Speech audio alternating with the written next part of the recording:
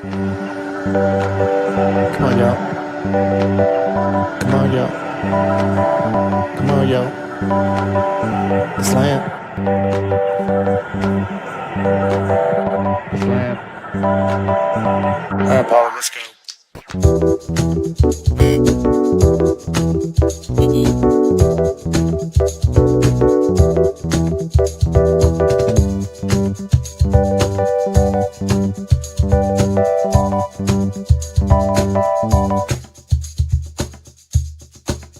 That's better. I go.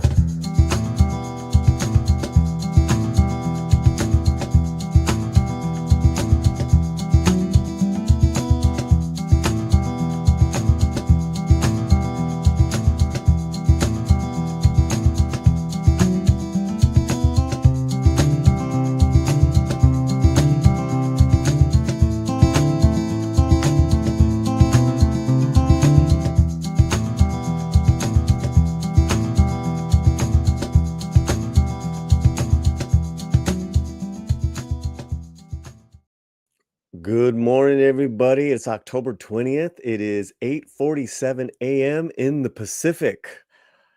Broadcasting live from Los Angeles, desde California. In vivo. How you guys doing? What's happening? Yes, I'm cold.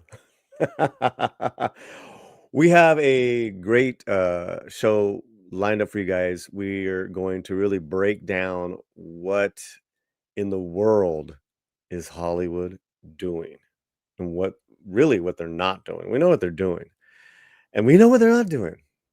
They have lost all ideas of escapism, and it's just absolutely horrific. And I say this as someone who is an avid movie goer. And I went yesterday and finally saw one battle after another. So, it's all good. We got some other news items though before we get to that, including a Latino slant major news item. But before we do that, I want to let's get this challenge going. Okay? It is a goal we have. Gotta have goals. Gotta have goals in life, folks. You gotta have goals in life. 20 new memberships we want to get by the time we finish this live stream for as little as $2.99. Is it $2.99, Fletcher? Or $1.99? I think it's $2.99. God, I don't even know my own. For shame. For shame. For very little. You can become a member. What do memberships include? Major discounts on our merch, up to 20%. Random swag gifts. I get your address. I send you something really cool. I get stuff from like movie t-shirts to posters to maybe even Latino slant items. We get it to you, as well as chill membership streams where you guys come on and we talk about anything, and movie nights. We are going to have our Halloween. We're going to have a scary movie night. I got to figure out what the movie is. I keep forgetting what the movie is going to be. So let's get that going. Here's how you can do it. You can gift. If you're already a member, I see a few members here already. Okay. Hector. Hey, Hector. I haven't seen Hector in a while. What's up, man? Hector Alvarado. Okay. ¿Qué más? Vincent. So you guys can gift memberships.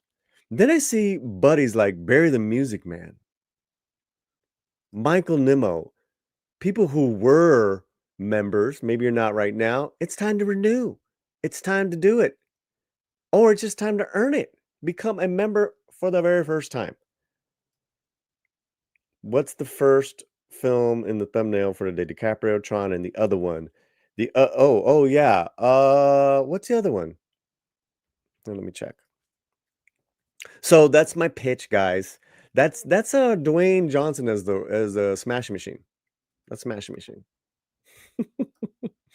That's the plug, guys. So let's do it. Let's get those memberships going on right now. All right, let's bring in look at we already got a super chat from one of the OG members of the Latino Slant, RC from the NYC. And I see that a lot of Midnighters from Midnight's Edge has joined us. I'm there every Monday morning. I have a blast. That was a great conversation. We're going to continue the conversation. This is post Edge. Technically, this is post Edge. So this is episode, I believe, number 36. So every Monday we go live right after Midnight's Edge. We continue this conversation. Sometimes we'll have the boys on here. And sometimes I see some people, I see memberships are growing right now. This is awesome. Look at this. RC, you're too kind. Gifted 5 Latino Slant memberships. We got 15 more to go. We got 14 more to go. Boom. That's what I'm talking about. That is fantastic. Look who got them. Canadian. Ice Rhino. Ooh, I love that. Red French Moon. Got my eyeballs. Muravita. Razor Burn. Oh, I love Razor Burn. Love it. That makes Polly an edgelord. Ha ha ha. I'm an edgelord. Ha ha ha ha ha. Barry, my man. I'm happy. I'm happy to see you, man. So thank you so much for the support. That is awesome. Let's keep it going. I believe now we got 14 more to go as far as memberships. We got 6 down. Fantastic. But we're gonna get to our first items. But let's bring in the you're the man. You're the producer, man, of the Latino Slant, Fletcher Williams. Oh, wow. Wow. How are you, sir? How was your weekend? Oh, not bad. A bit running around, but we've been doing well. Getting ready to set up my studio, so I'm getting like. Are you buying a camera? I have a camera. I have several cameras. So are you gonna turn it on one of these days? No, I don't think so. Not anytime. Nowhere near. No. Well, listen. Nobody wants to see my ugly mug. That's why I digitized it. You're obviously your wife sees it every day. I know, but her eyesight not that good. Not that good. Hey, we do have a membership challenge to go to that we're in the middle of. So let's thank those people now with a little video.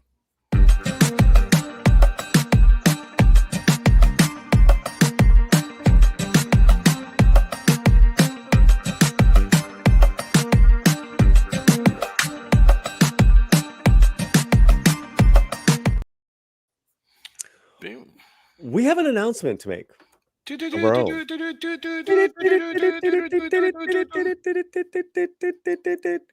As you guys know, we have this beautiful website called thelatinoslant.com. There's no paywall. I mean, there's ads. Got rid of that. But there's no paywall. There's no you can only read 3 articles, Fletcher, then you got to pay. This whole thing is gratis. And it's doing rather well. As you can see, here's our latest article. But I've needed help. I've needed real editorial help, Fletcher. Let's be real. I need help. Yeah. Period. Period. That's not. It's not conjecture. Yeah, that's not. Yeah. No. It's not color. No. Let's be real. So the website finally has an editor. And we have that editor with us. Are you guys ready to meet our editor? What? Drum roll.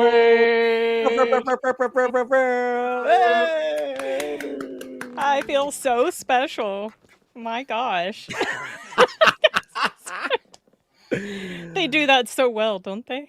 That's right, everybody. Sim's Corner has become the editor of the Latino Slant website, and we could not be prouder. I'm so happy and excited, Sin. You're a wonderful person. I love having conversations with you. You're a great writer, and you brought in other writers.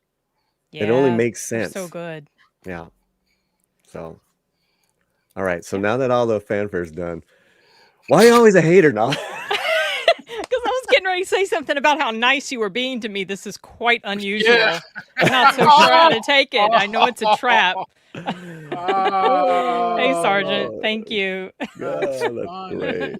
That's great, guys. All right. So what is that? Look at that. You're getting the praise. You're getting the love. Thanks, guys. Yeah. And we have a half a dozen writers, which doesn't sound like a lot, but when you guys are throwing stuff at me, Yeah, like Anthony.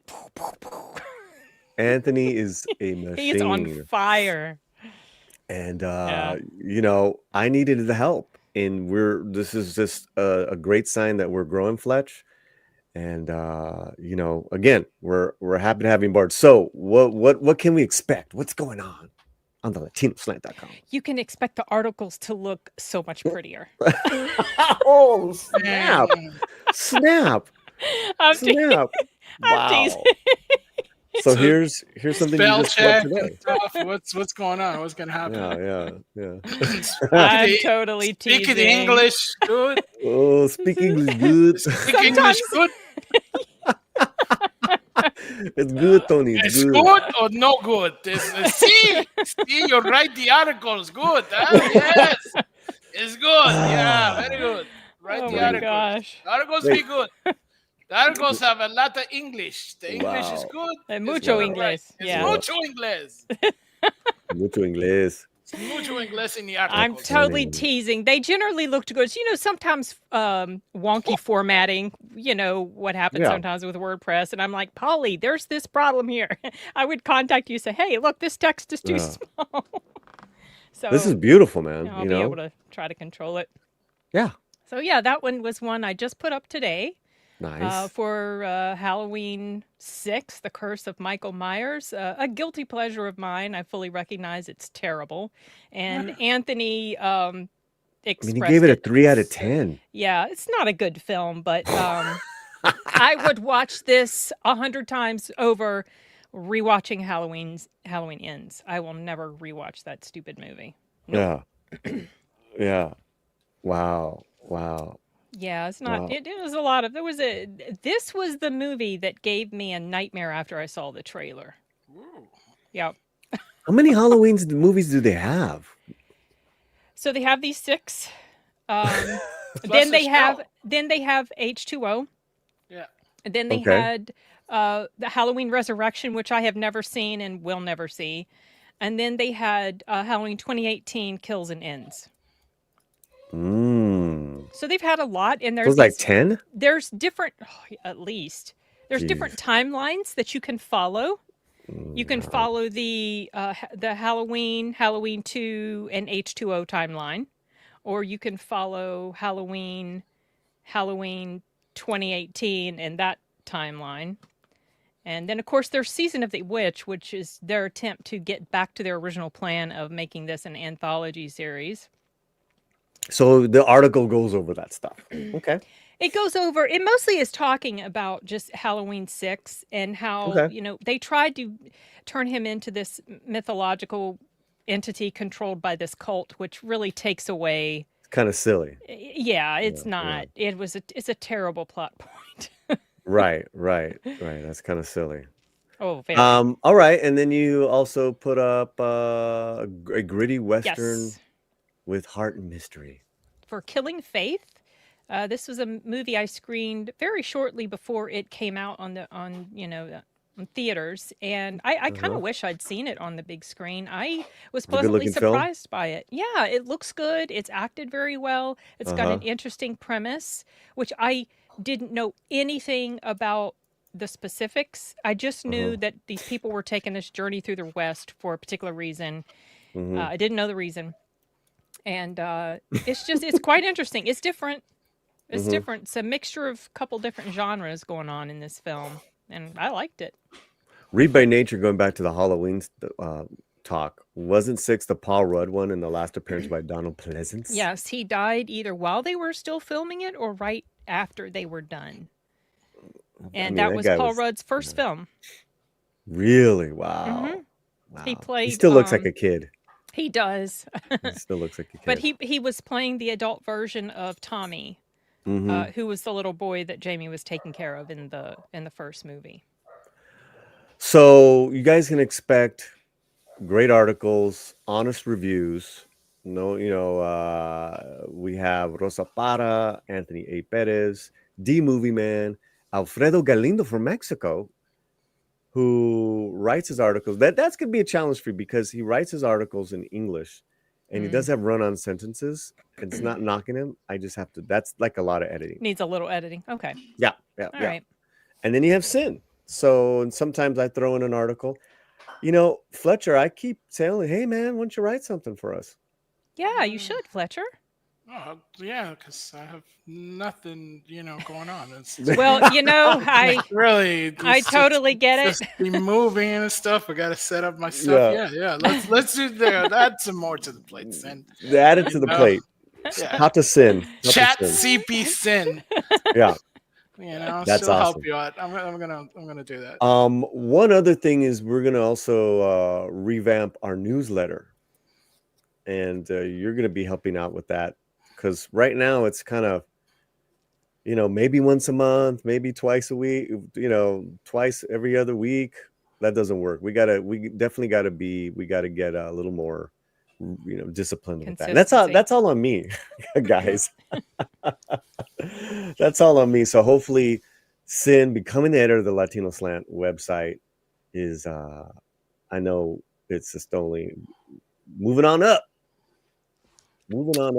We finally got a piece of the tortilla. The tortilla.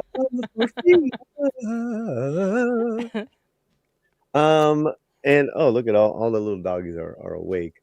Did you see that? Hey Mike, how you doing, buddy? Is that one of your buddies? Yeah, he's from across the pond. He's our man, one of our men from the future. Nice. What do you mean he thought that was me as the Smash Machine? What? Well, here let me bring up the thumbnail. Did you see the thumbnail today? I saw it, but I only remember Leonardo's face on there. That's all I can remember. Right. So I don't. Can you show How us? the heck, dude? What? How the heck does this look like? Yeah, I mean, I can see it.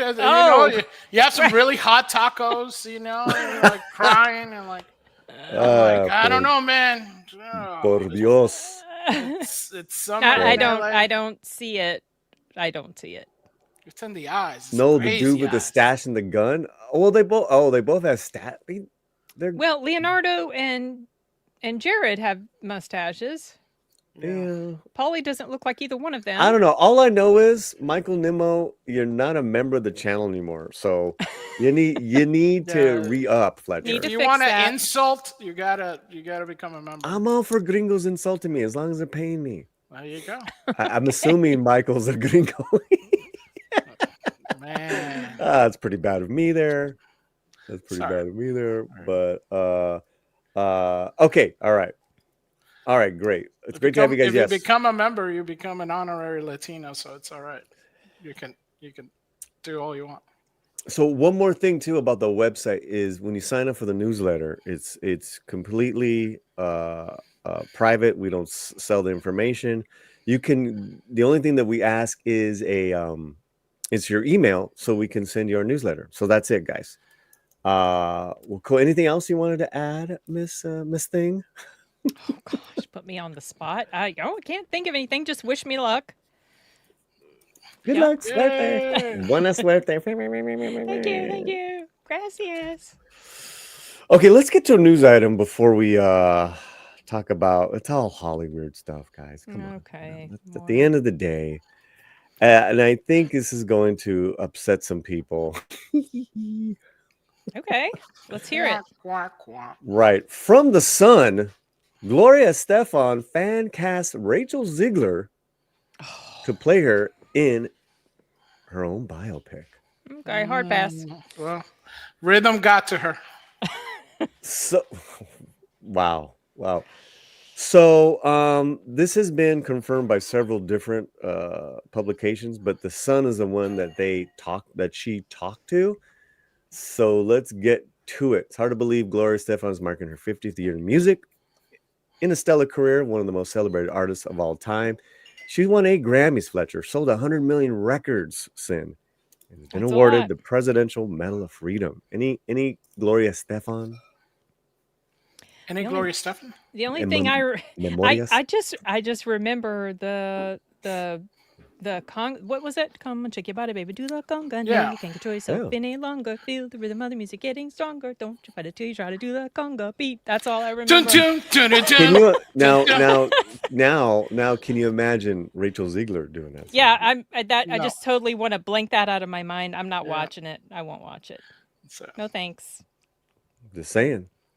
I'm not a huge Gloria Stefan fan. She's okay. She just does like she's all right. She's all Oh my right. God! Wait, did I say Yeah, she's the it's new just- editor, or yeah. I didn't say she was the new editor, right? That's what you did. Yeah. This is what you're doing. This is what I'm getting. This This is what is we're what you're getting. doing. Yeah. Oh, whoa. All right, let's get more to this article, guys. Here she is with the son's howl. I guess that's the person doing the article. So this, facts here. Let's get on down to the news. She may be soon wowing more viewers with a big budget biopic on the cards. For the first time, she has confirmed Rachel Ziegler, who shot to fame in Spielberg's West Side Story, Disney Snow White, and recently in Evita the West in the West End, is set to play her. Gloria said, "I think she's awesome. I think she's incredible. I know she killed it in Evita. We're still working on the green light because we're figuring out where to do it, how to do it. This has been in the works for quite a few years now, and that's how it is. You work, and then all of a sudden, boom, the trigger's pulled, and you've got to do it right away." But she's lovely. Asked if she thinks Rachel will take the part, she continued, "I think she would. I just need to offer her an actual part." Wait, what? So we need to be greenlit completely, and we're almost there. Any thoughts so far, guys? Man, con los años que me quedan, right? Has she even talked to Rachel yet at all? Oh, she did. She said she met her by Zoom. Yeah, but I don't know if she met her by Zoom via Zoom to talk about this project. She hasn't offered her the role yet. The Sounds like she wants to. Sure. I met her by Zoom. She's got a beautiful singing voice, and she's a great actor.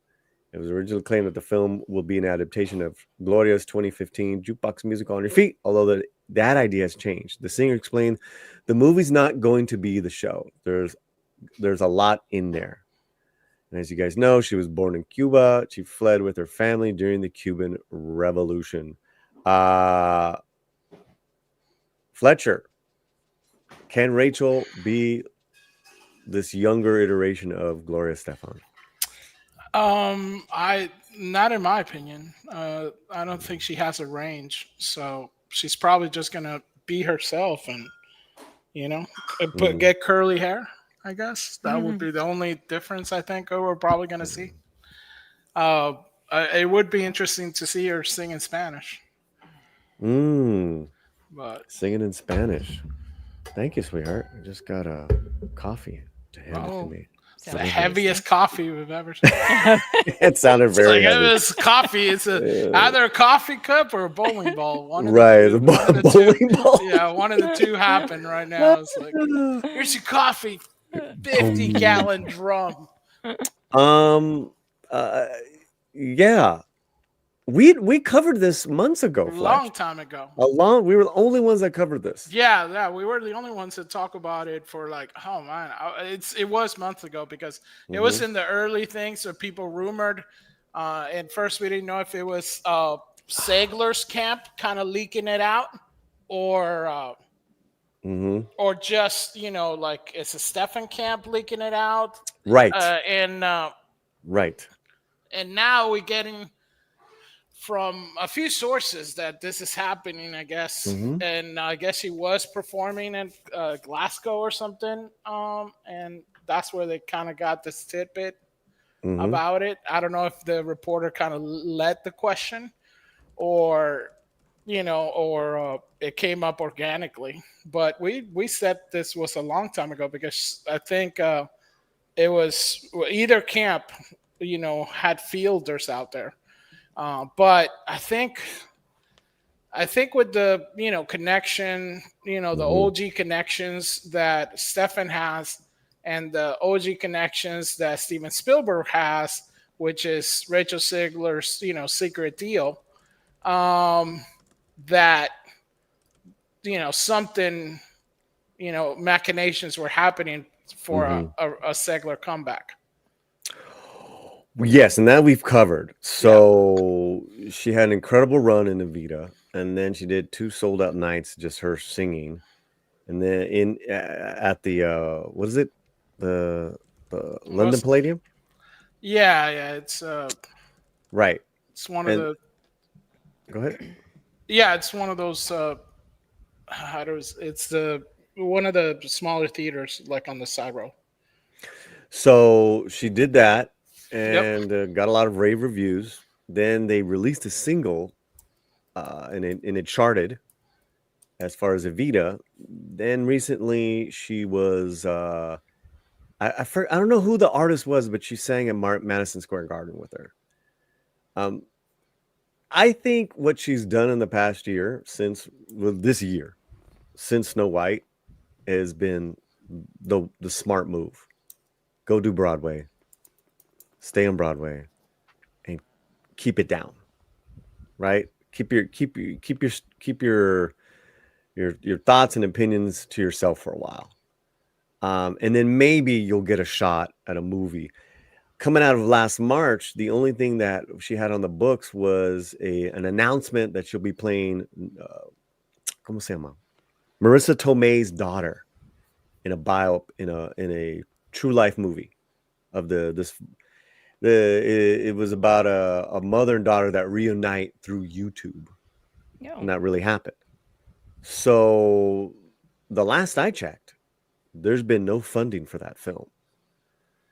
And now we have this which basically is a glorified, I like that, fan cast.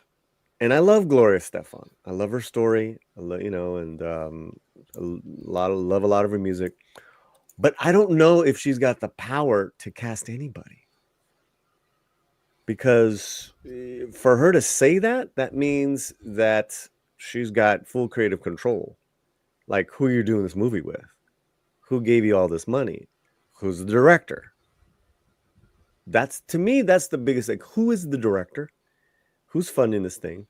But I don't know. I definitely wish the project well for Gloria and her legacy's sake. What are your thoughts, Sin?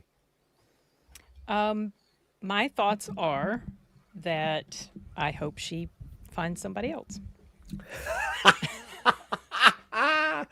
Wow. Okay. So here's the thing. When I said, like, Gloria's okay. Like, she's all right. Like, she's not a Selena to me. Like, I'd rather watch a movie about Selena, right? But if there was a compelling enough actress involved, maybe I'd watch a movie about Gloria. But with Rachel, I won't. I just have absolutely no interest. None. That's how tarnished she has become to me. She's just one of those types. But I don't know. We'll see what happens, won't we? That's fair. That's fair, Fletch. In any world, can you see this? Yeah, I mean, I can see it happening. Mm-hmm. Mm-hmm. I don't know exactly how much traction it would get. It would really have to be something spectacular. So right. I just don't see her being able to have any kind of range for it. Now we agree, because I am a Rachel fan. I'm sorry, guys. I'm not apologizing. I just I like her singing. To like her, she's a little bit of a diva, a little bit. More than a little bit. Go ahead. I don't see her hitting this type of age range at all yet. I don't believe that she can. Maybe I'll be proven wrong. Well, how long? Because then I'm thinking, what's like, the who range else of the could play her? story? What are the years of the story? Well, hold on. Okay, that's that. But what's the age range of Rachel Zegler right now? She's in her 20s. Yeah, but what's her age range that she can play on camera? Yeah. To me, it's 15 to 25. Yeah, probably. Yeah, I mean, and Yeah, Fletcher, what you got? Where? You brought something up? Is that Oh, related? that's the you were talking about the Luffy whatever, Laufey Luffy? Land and Rachel Sigler. Let's talk about Rachel. Yeah. What you got for us? That's them at the Oh yeah, bring it on up. they were said. Madison Square Garden. Who is she singing with? This Luffy Land whatever. Okay.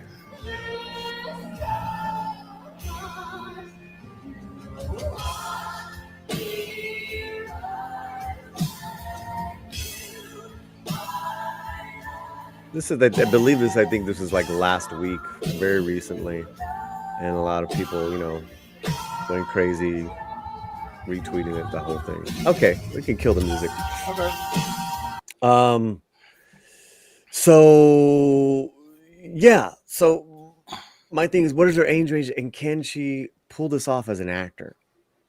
I'm hesitant, even though I'm a fan of her.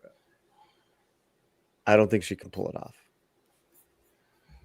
Who do you think would be a good pick? I would go with an unknown, man, or someone that is, has been working, and they don't necessarily need to sing, because you can always lip sync it, like they did Right. with La Bamba and Selena. And Selena. Mhm.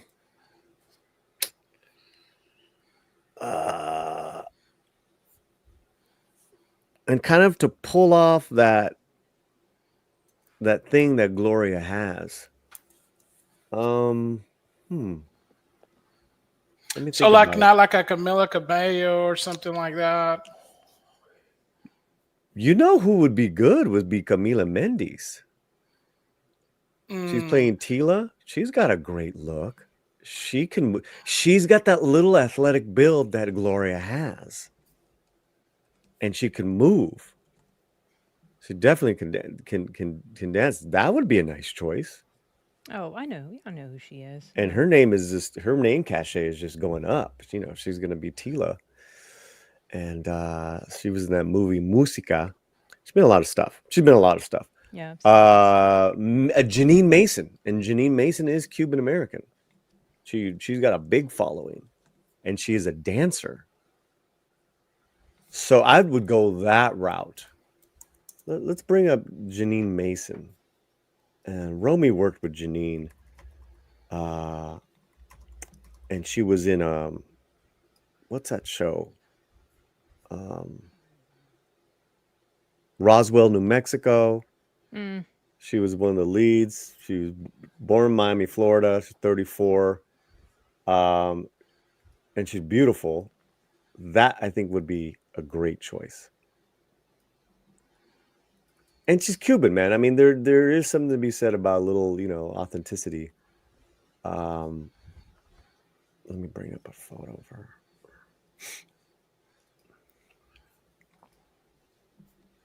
And of course, the photo won't happen. Need me to download something? No, it's all right. I got it. Okay. I got it. Let me see. I think here we go. Oh, that's a good one. That's Janine. And she's was also like a very athletic, like a dancer body. She's a dancer. America's sweetheart.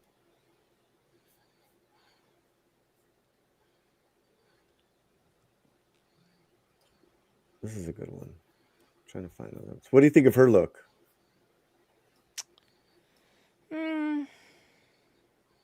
I'm trying to put, I'm putting Gloria's face on her. I'm not seeing Gloria's face. Well, you're not going to get that. I know. Right? I wish you could get as close to that as possible, though, with the talent included. Mm-hmm. That's what I was thinking, like a Camila Cabello, But she can't. Can she act? I mean, wasn't she? Yeah, she acted a little bit. I mean, the good part, she sings and dances. Yeah, and so does Janine. Here's her.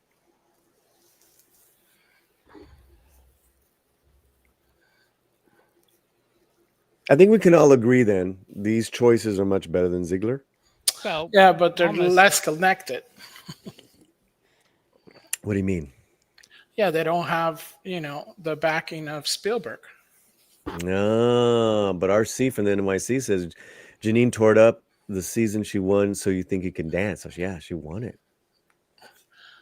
The only reason they're eyeing Ziegler is because of, who probably is going to be backing. It might guarantee the thing getting made. Yeah.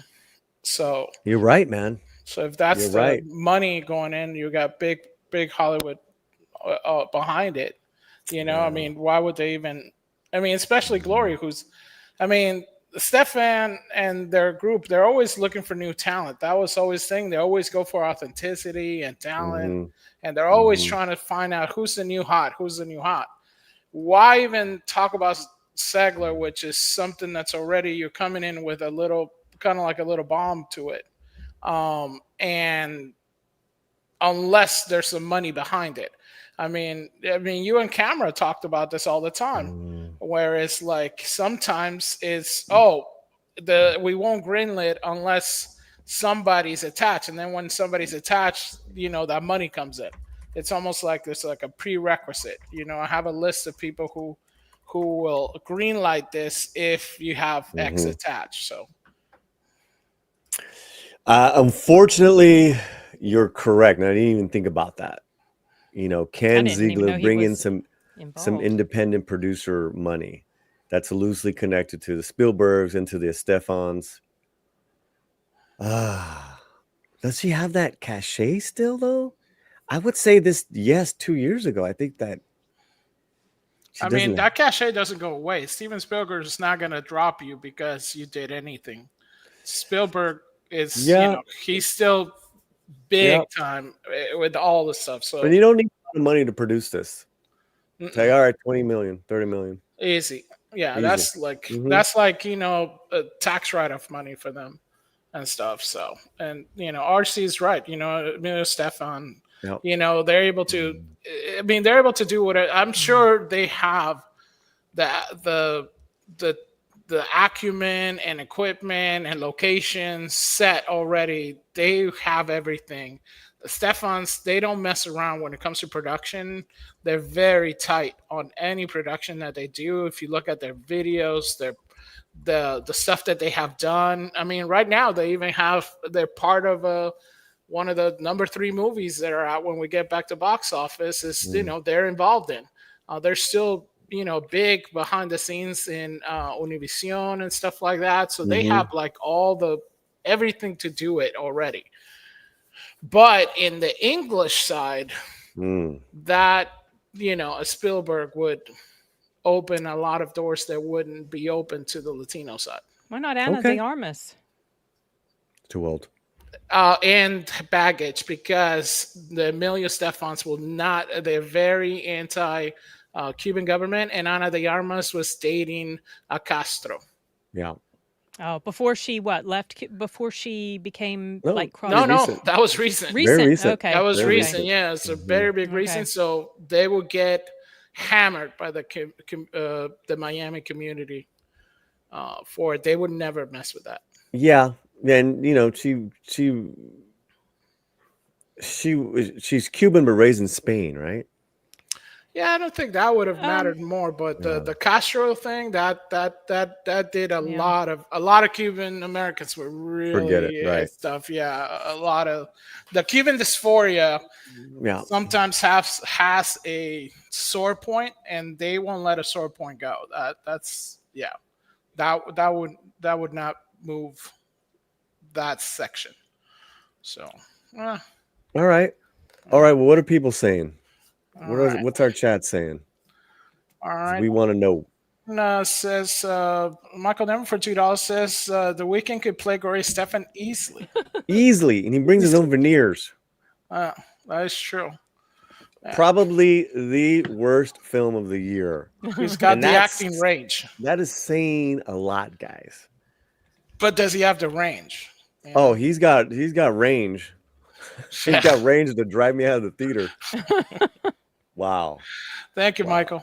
Thanks, Michael. RC from the ONC, member of the channel. I'm surprised Cora wouldn't try Ana Teresa Villafon, who was originally cast member on the On Your Feet. She's an incredible singer. Have you heard of her, Ana Teresa? I think there's got to be some kind of machination behind it. Because for Gloria Estefan to just mention it like that, and then we've heard about this, like RC, you probably remember when we talked about this. This was literally, I mean, I want to say it was like early in the year. I was like when Rachel was still, you know, kind of like in the ball, right before even Snow White happened. I think we were talking about this. So I mean. This would be, yes, a great casting. Wow, she looks like her. So I don't see why they wouldn't do that, but by the reasons that we talked about, I think that's why. Because, you know, like we were just, even dream casting, you already can pick, you know, a bunch of girls, you know, off the top of the dome. Right. But the reason why nobody's talking about this is because that is like, it's got to be some kind of connection. So it would be a great vehicle for her to come back with. Look at her. She does kind of look like her. There's a lot of angles where she looks like her. Yeah. Look at this picture. I'm looking at this picture that one, right there. Yeah. Wow. Mm-hmm. Yeah. And you're saying, so this woman is a great singer, performer? Mm-hmm. Wow. This is probably the easiest casting, but it probably won't happen. It looks like she works a lot, man. A lot of deadline. Yeah, I mean, On Your Feet. She played the daughter. What happened in that movie, the Fidel Castro, Alina? Oh, wait a minute. That's the lead of that movie. Well, she was also the lead in the Gloria Estefan musical. Yeah, that's what Fletcher's. I mean, that's what RC. Right. That's what I'm saying. Yeah, it's like So she's in the camp. She's in the camp, right? She's not only in the camp, but it's it's Grammy Award nominated. So it's like that would make the most sense. That would make the most sense, wouldn't it? I wonder if there's something behind the scenes that's causing Gloria not to think about that. Well, I think it's some machinations behind, because this would be a vehicle, because you can't really disrespect Gloria Estefan in the Latino community. So any attack on the movie could be seen as an attack on Gloria Estefan. You know, I also just hope she gets Andy Garcia in the movie. God, I love him. That could be something. They're in tight. I mean, she was his wife in Father of the Bride, the Cuban version. Adria Arjona was the daughter. A lot of Isabel Merced. A lot of cast in that one. It came out a few years ago. It was all right. It's cute. Michael Demo says, "Is there a marker for this? How about Celia Cruz film, Iris Chacon?" Is there a market for a Celia Cruz film? It was a good series. I think it was on Netflix about Celia Cruz. I don't know. Is there a market for her? For Celia? Yeah.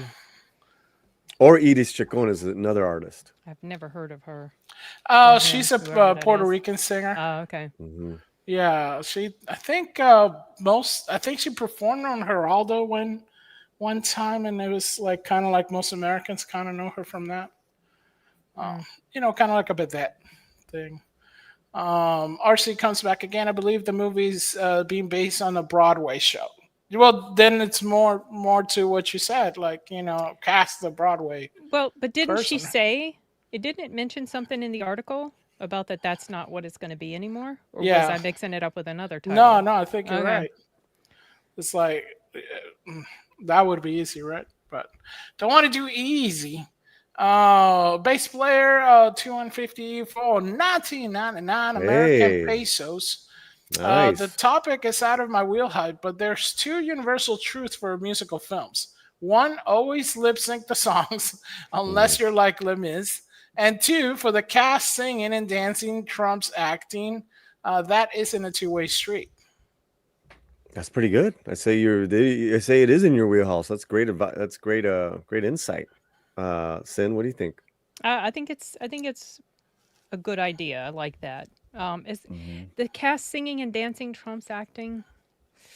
I don't know. I feel like I feel like you still have to be pretty solid on the acting. Hmm. That's me. I mean, I appreciate solid acting when it comes to portrayals of, real people in biopics, things like that. Mhm. Just Mhm. like Better Man. Yeah, it was a Oh chimp. yeah. It was a chimp, but it was a guy actually acting the part, Yeah. and it was so good.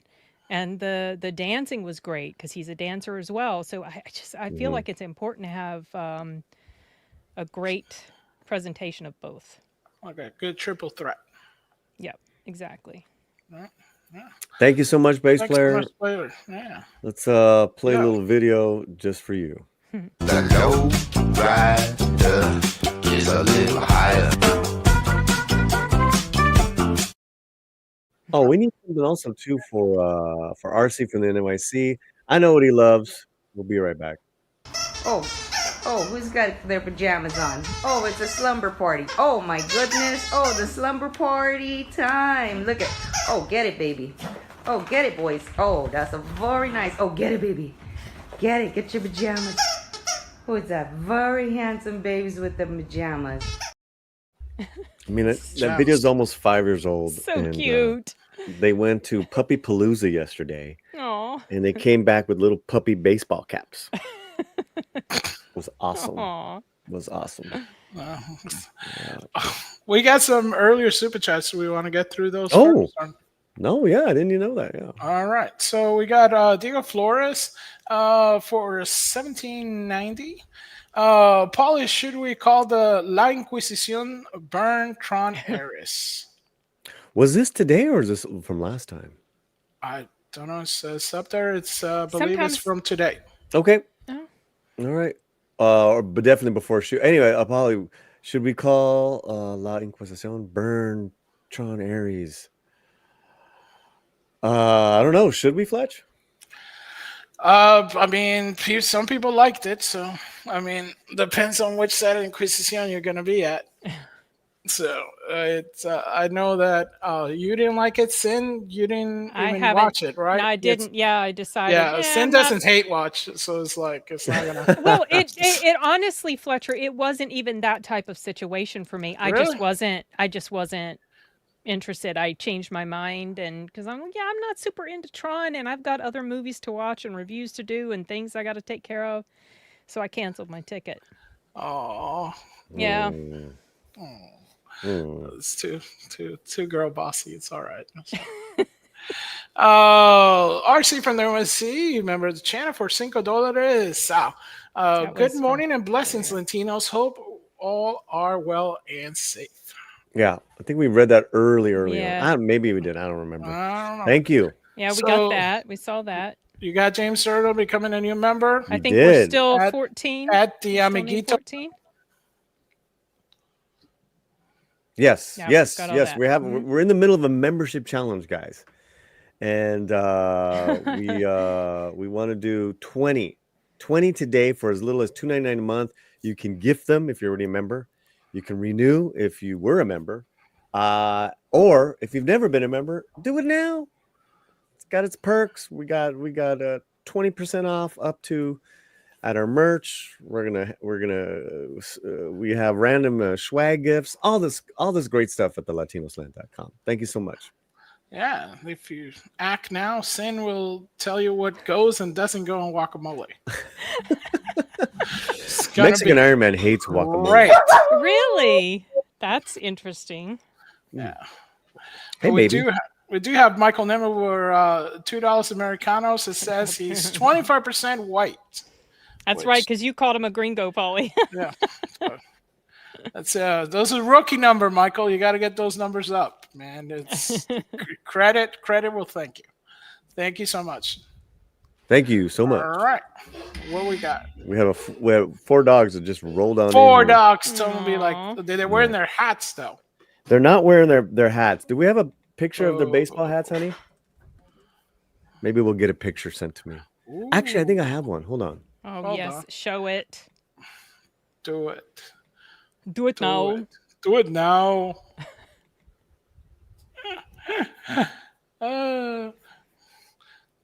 So, Sin, what do you think is going to be kind of like the breakthrough movie coming up?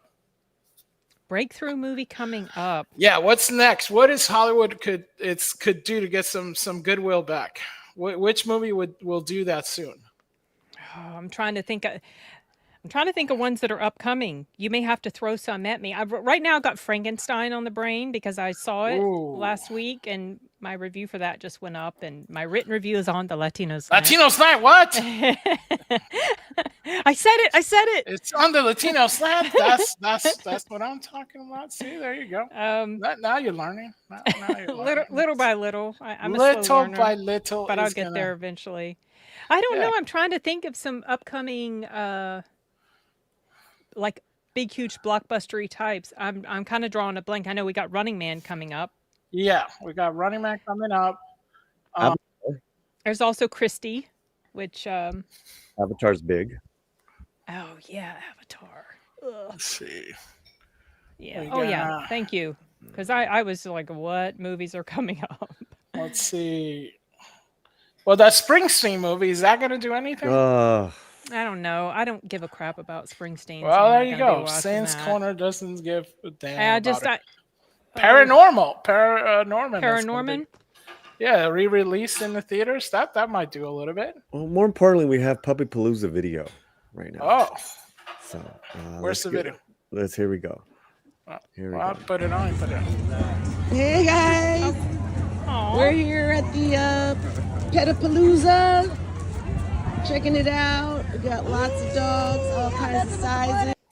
Aww. So those are our dogs right there. Mr. Butters and Mr. Bandit. Butters That's their and best friend, Bandit. Kimberly, that went with Romy to the event. And you also brought Coco. That's Coco. Oh, Coco. Yeah, Coco. Aww. Bandit. It's pretty cool. We're gonna go check it out. All right, there we go. I got some other photos. Let me bust Your them dogs out. get along okay with other dogs? Do our dogs get along okay with other dogs? Absolutely not. Not like No. no. They're after the first little The little first butt smell. they're fine. They're fine. But this is the baseball caps that I was telling you about. Oh my gosh, that's so cute. That's cute. So that's Mr. Butters in the foreground, and then right behind him is his brother, Bandit. Oh, these hats! These hats are amazing, honey. If they stay on, yeah, amazing. I got some doggies. Yeah. Here's little Chibi. I just woke Chibi? her up. Yeah, there's Chibi. Oh, look at Chibi. She's like, what's going on? Yeah, she was fast asleep. And then little Levi's over here on the other side. Oh, Chibi. Little Chibi. All right, I know you guys are not here for our dogs, but they're so cute. why don't we get to the box office, right? All right.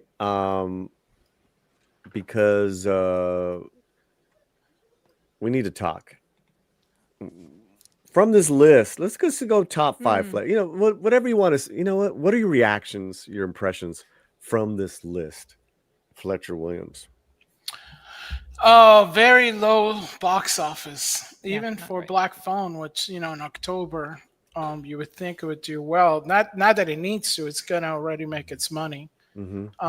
Because I believe it's going to Netflix already. Black Phone? Yeah, it's gonna be already like it's segmented out, I believe. to be sold to Netflix. Okay. So, but it's probably going to stay in the movie. I think most of this October. Okay. But it's it's very low budget, and a lot of people are hyping it, but it's still kind of low even for that. So it's very dismal. I mean, Tron kind of fell off a cliff. Yeah. Good Fortune didn't do anything, even though it's got Keanu in it. Keanu's very beloved, but I think people are just seeing Seth Rogen thing and Asari in it, and it's like, oh, maybe not. Then you got One Battle After Another, which is doing amazing overseas, but here, so I don't know. And then we have the Gloria Stefan. Speaking of Gloria Stefan, Gavi's Dollhouse, still doing fairly well for something that was already paid for by Netflix. Wow. Oh, I didn't know she was involved in that. Yeah. She's one of the members. It's one of those Latina-led projects. Okay. Sin, from looking at this list, new and old films, what are your thoughts? Because you've seen a lot of these. I've seen 1, 2, 3, 4. I've seen 4 on this list. Conjuring's not doing too shabby, despite not being the best ever.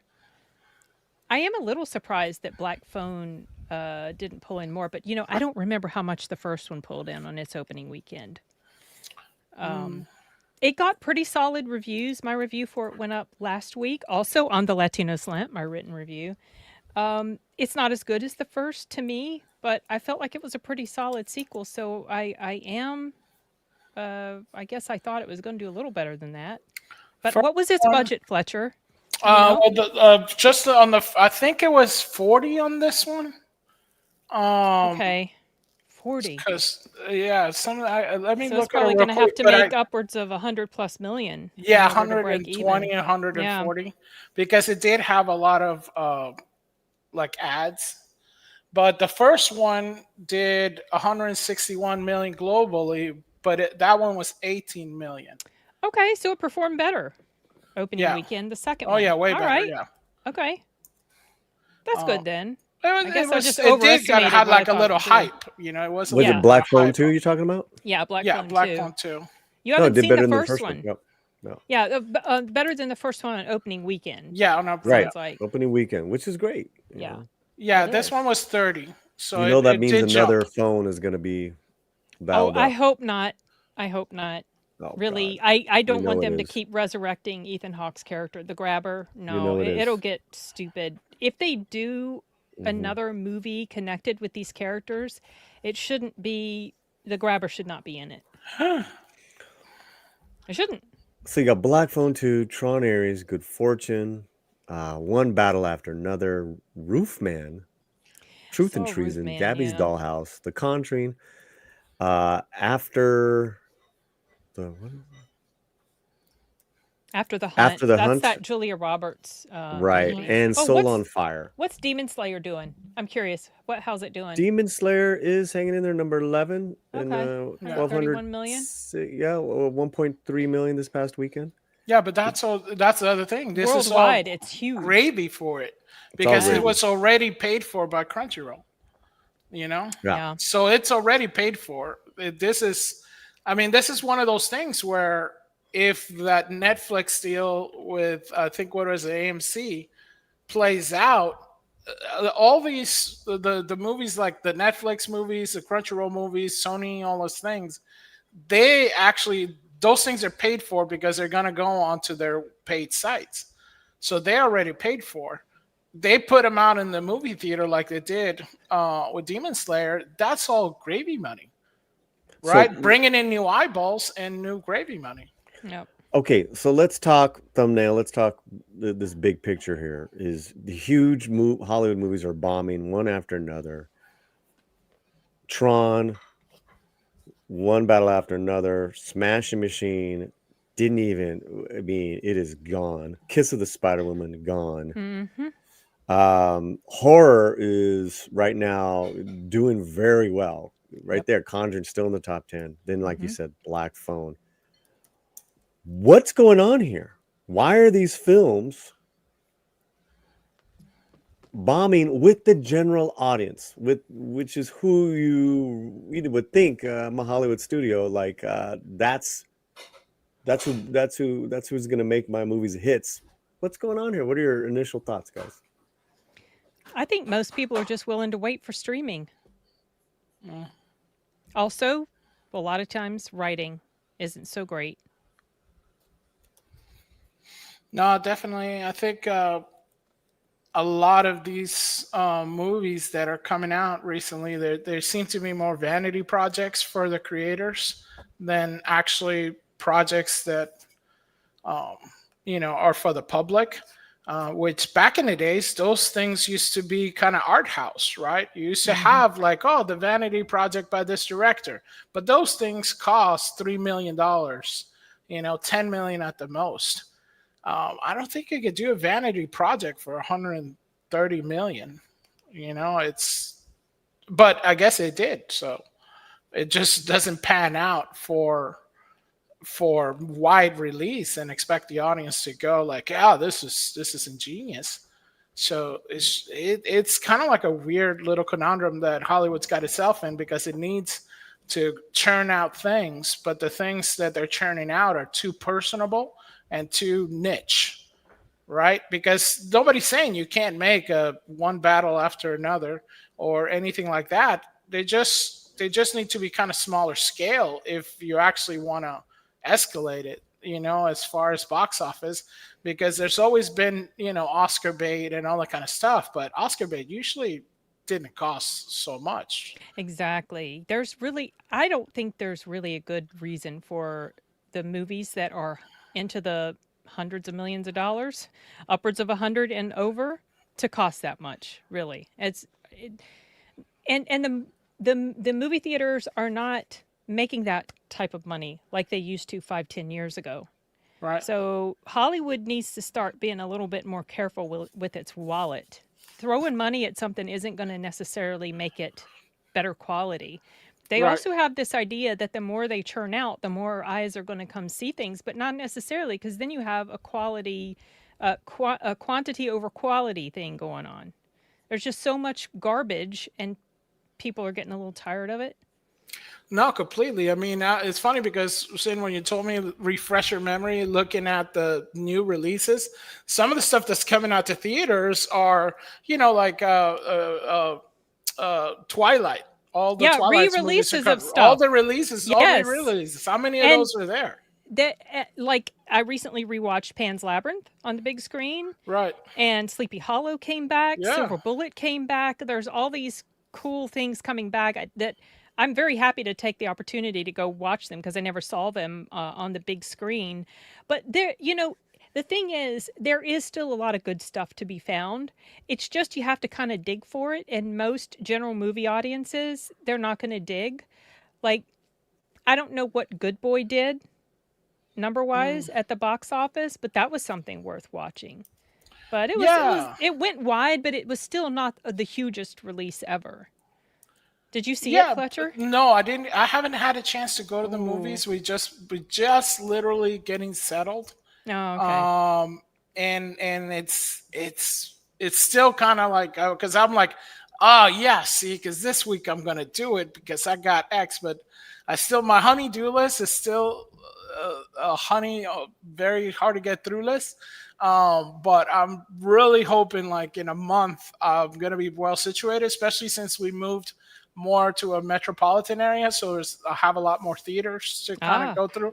So I'm definitely going to be pumping out some movies to go see soon. But yeah, I mean, I think with Good Boy, it grossed only like 6 million or something like that. Okay. But I think part of the movie with Good Boy is that it's a lot of people, anytime you mess with animals, it's rough, right? Well, so it was initially either going to have an extremely limited run, Right. or it was just going to go straight to Shudder. Well, when the trailer Yes. came out and there was all this just hype about what's going to happen to the dog, then they decided to release it wide. So it was still playing in my theater yesterday, but just one showtime. So even though it did go wide, there wasn't a huge selection of showtimes available for it like there are for, the bigger movies. Right. But some people also probably didn't want to go see it unless they knew whether the dog was going to live. Because Yeah, and that's where the ingenious, the dog telling that, yeah, I'm okay, right? But see, all this is viral because Shudder already paid for this. This is like what we're saying. Something that's going to go straight to Shudder. Shudder, if you guys don't know, is a streaming service kind of like Netflix, but geared towards the horror genre. But the budget for Good Boy was only like 750,000 to that's 990. But it grows like even with people not having problems. It's still limited release. It still made like 6 million. Guys, it's already paid for, right? Yeah. The production, all stuff was already paid for, and I don't, you're talking something that's basically less than $1 million, right? You're way less than $1 million being made. Those are the numbers that you want, because if it makes 6 billion, any other movie that we were talking about recently, 6 million would be like death knell, right? But this is like, oh no, you make money. Those are the kind of movies that need to be less made. Than $1 million to make. It definitely, it's definitely, definitely in the black now. Oh yeah, sure. No, yeah. It started great, in the black. It was already paid for Shudder, like you said. It was supposed to go straight to Shudder. So it was already paid for. I mean, it's already in the black in the sense of like the ledger. Because of that, yeah. I was just thinking movie ticket. Oh yeah. Movie ticket was already a thing. Well, it's crazy. That's a really good film. I'm sorry. I'm sorry. Go ahead. I want to know what our audience has to say. Oh, okay.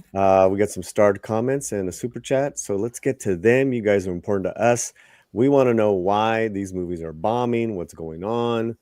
Have you seen them? Are you gonna see any of these films? Brian McCann comes in, member of the channel for $2. Polly, your $2 payment. I want my $2. I want my $2. Gracias, Brian. Go check out Pan's Labyrinth. He says he hasn't seen it. Oh, you should see that. That's a good one. That's very good. Randy Daytona Tron set to lose 200 million. Deadline says 135 million loss in their article today. Fletch, where are we with those numbers? Which is it, more closer to 2 million they're going to lose? Yeah. 2 million? It's 200. Yeah, it's closer to the 200 million than anything. Even with international numbers, you can't make it out because you actually flew people out to different countries to push this. Even the countries that are friendlier to the kind of messaging of the movie, it's still not. I mean, because don't forget, international, you get the movie makes less for the studio, so it gets cut. So it's such a vanity kind of move, International like push only works for smaller, I think, movies and movies that like Lilo and Stitch. Yeah, you're gonna make a big hula loop because, or in this case, a Leo movie. I honestly believe the international is doing well because of his name cachet. Oh yeah, that's doing well because of the name cachet, but it's not, that money doesn't equate to the movie pushing it. Oh, I'm not saying. Listen, did you see my review? No. Okay.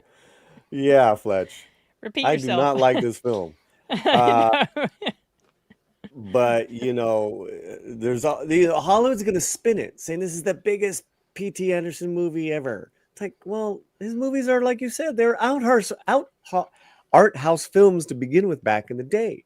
Even more so with some of these other movies that no one saw. I think he was at the apex with There Will Be Blood, but. Anyways, thank you so much, Randy Daytona. Want to remind you guys also, too, we're in the middle of a membership goal. So become a member today, get your perks, all that good stuff for as little as $2.99 a month. There's over 55 of you guys hanging out with us, combined in X. Get on over to our YouTube chat, though. That's where you can become a member. The links are all there and all that good stuff. You guys have been great.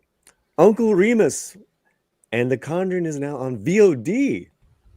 Wow, that was fast, man. Yeah, That it was- came that's it less came there than pretty 30 quickly, I days. think. Yep. That's 30 days. Yeah, but that was a movie that was already kind of like set for VOD to be released in the October. Like it was already set, no matter what the numbers in the movie theater was going to be. I gotta tell you, that movie wasn't our favorite, but it almost doesn't matter because the two leads are always just so good. Yeah. Oh, and Vera's from Jersey, like Romy, so she's got a thing for Vera, you know? I like Vera. She's great. Yeah, a lot of people do. Randy Daytona comes back, one battle, losing more than 100 million too. Yes. Okay, and let's get a little bit into this and looking this movie up because I saw this film. You can see my reaction. It's doing very well. Make sure you watch that out of the theater review. We'll be doing more out of the theater reviews now more than ever because Sin's helping me out with the website, which is great. One battle after another had their expenses. They're claiming because of it was shot in VistaVision. There was nothing that warranted special cameras for this film. Mm-mm. I'm like, what? When I'm not watching the film. This is my opinion, guys. Take it for what it is. Leonardo did it for 20 million, and then you assume combined maybe another 20 million for all these other actors. So that's part of your bloated budget. Is these actors are just that's a lot of money. The reshoots, they reshot the ending. It was a terrible ending, and I read about what was it before. What was it before? They just ended on them hugging after they're reunited, which I actually think that's the better ending. Okay. But that also meant you need to cut out another hour of the film because it was, because there's just so much fodder, and the placing and everything was just so pedantic. It was just like. The trailer was enough to turn me off. So then the budget was Fletcher around 115 million, and it just kept going up during production. Imagine that.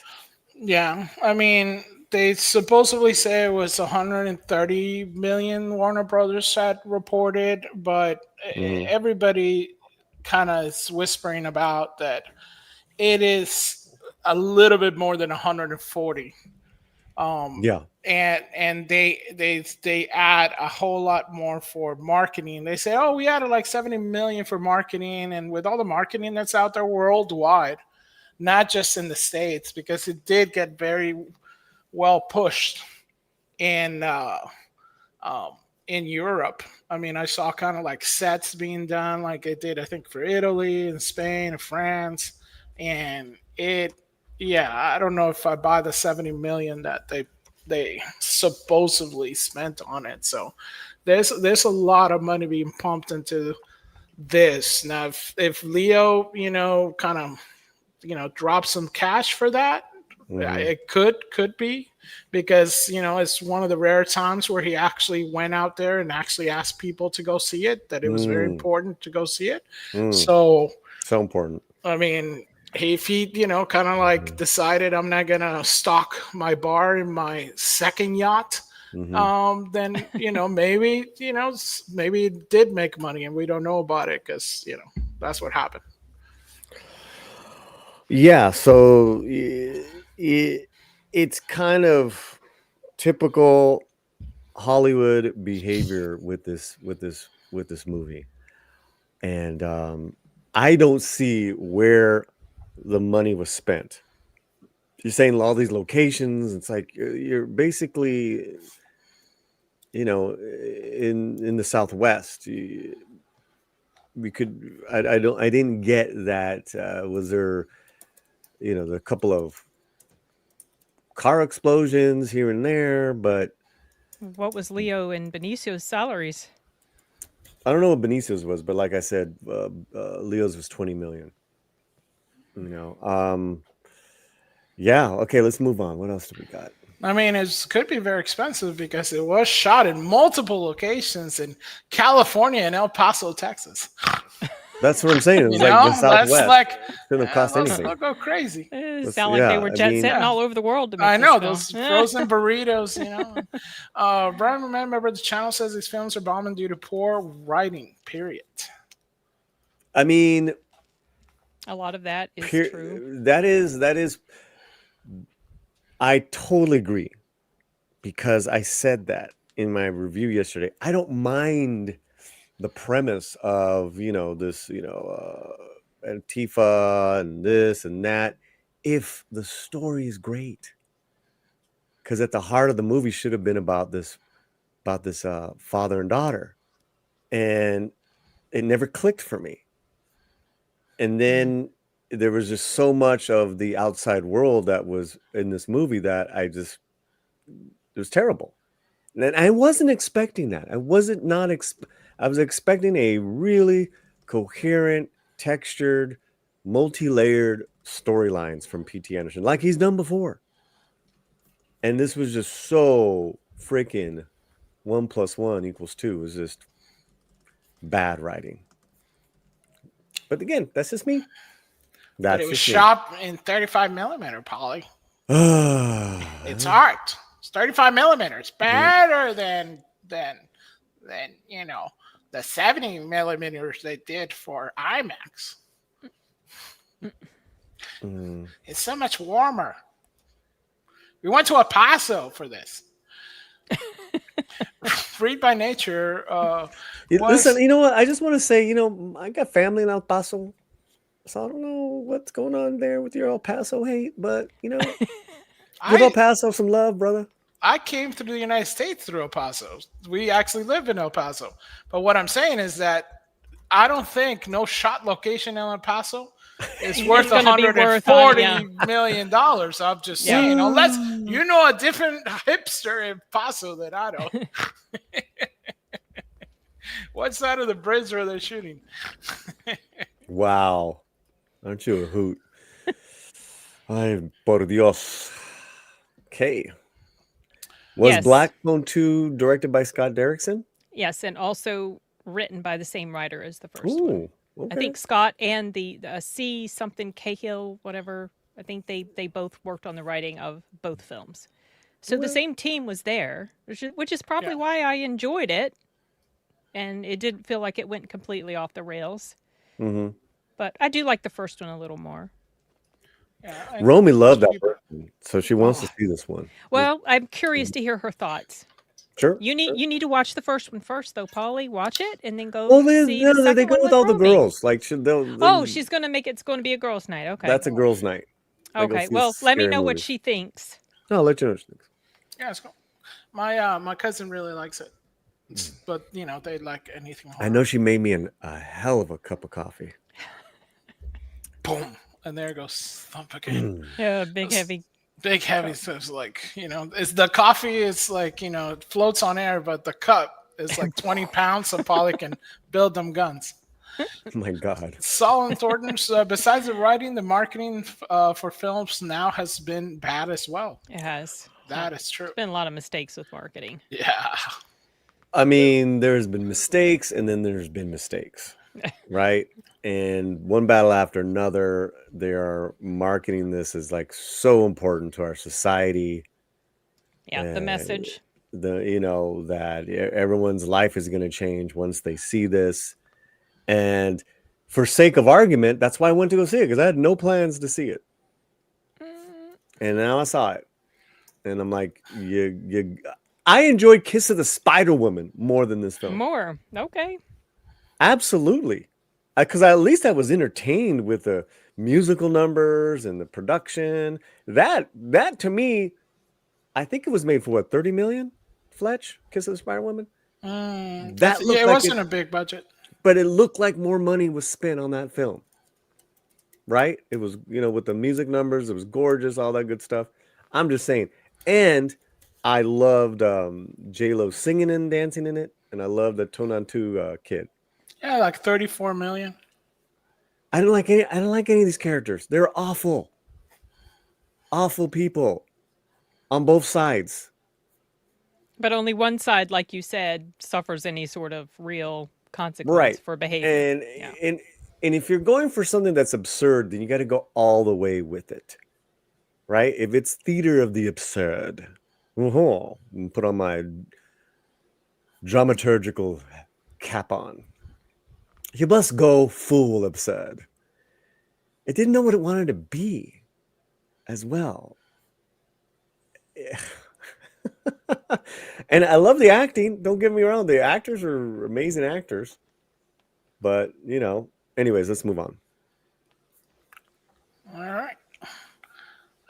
Acres of Boo says, what's better, Raw Deal or End of Days? Oh, man. It depends what type of film you like. Obviously, they're two completely different types of movies. What?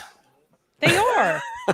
Yeah, they What even are you have talking about? They even have different titles. No way. But they seriously Both are. Arnold Like, Schwarzenegger movies. right, they're both Arnold. I like them both. They're not my favorites of his, but Raw Deal is like a crime drama, and End of Days is a supernatural thriller. So they're very different films. Right. I would say, listen, Raw Deal is not my favorite action Arnold film. That's the problem. It's Now, not if you mine were- either. Right. If you were to put up like Commando versus It's End not of Days. super actiony. That's the thing. It's not really. He's know? undercover Right. with the mob. So right now I'm going to lean End of Days because End of Days was really cool. It's grown on me. Yeah, that's a movie that has grown. Yes, very well said. Over 60 people hanging out with us on YouTube and X. Get on over to our YouTube chat.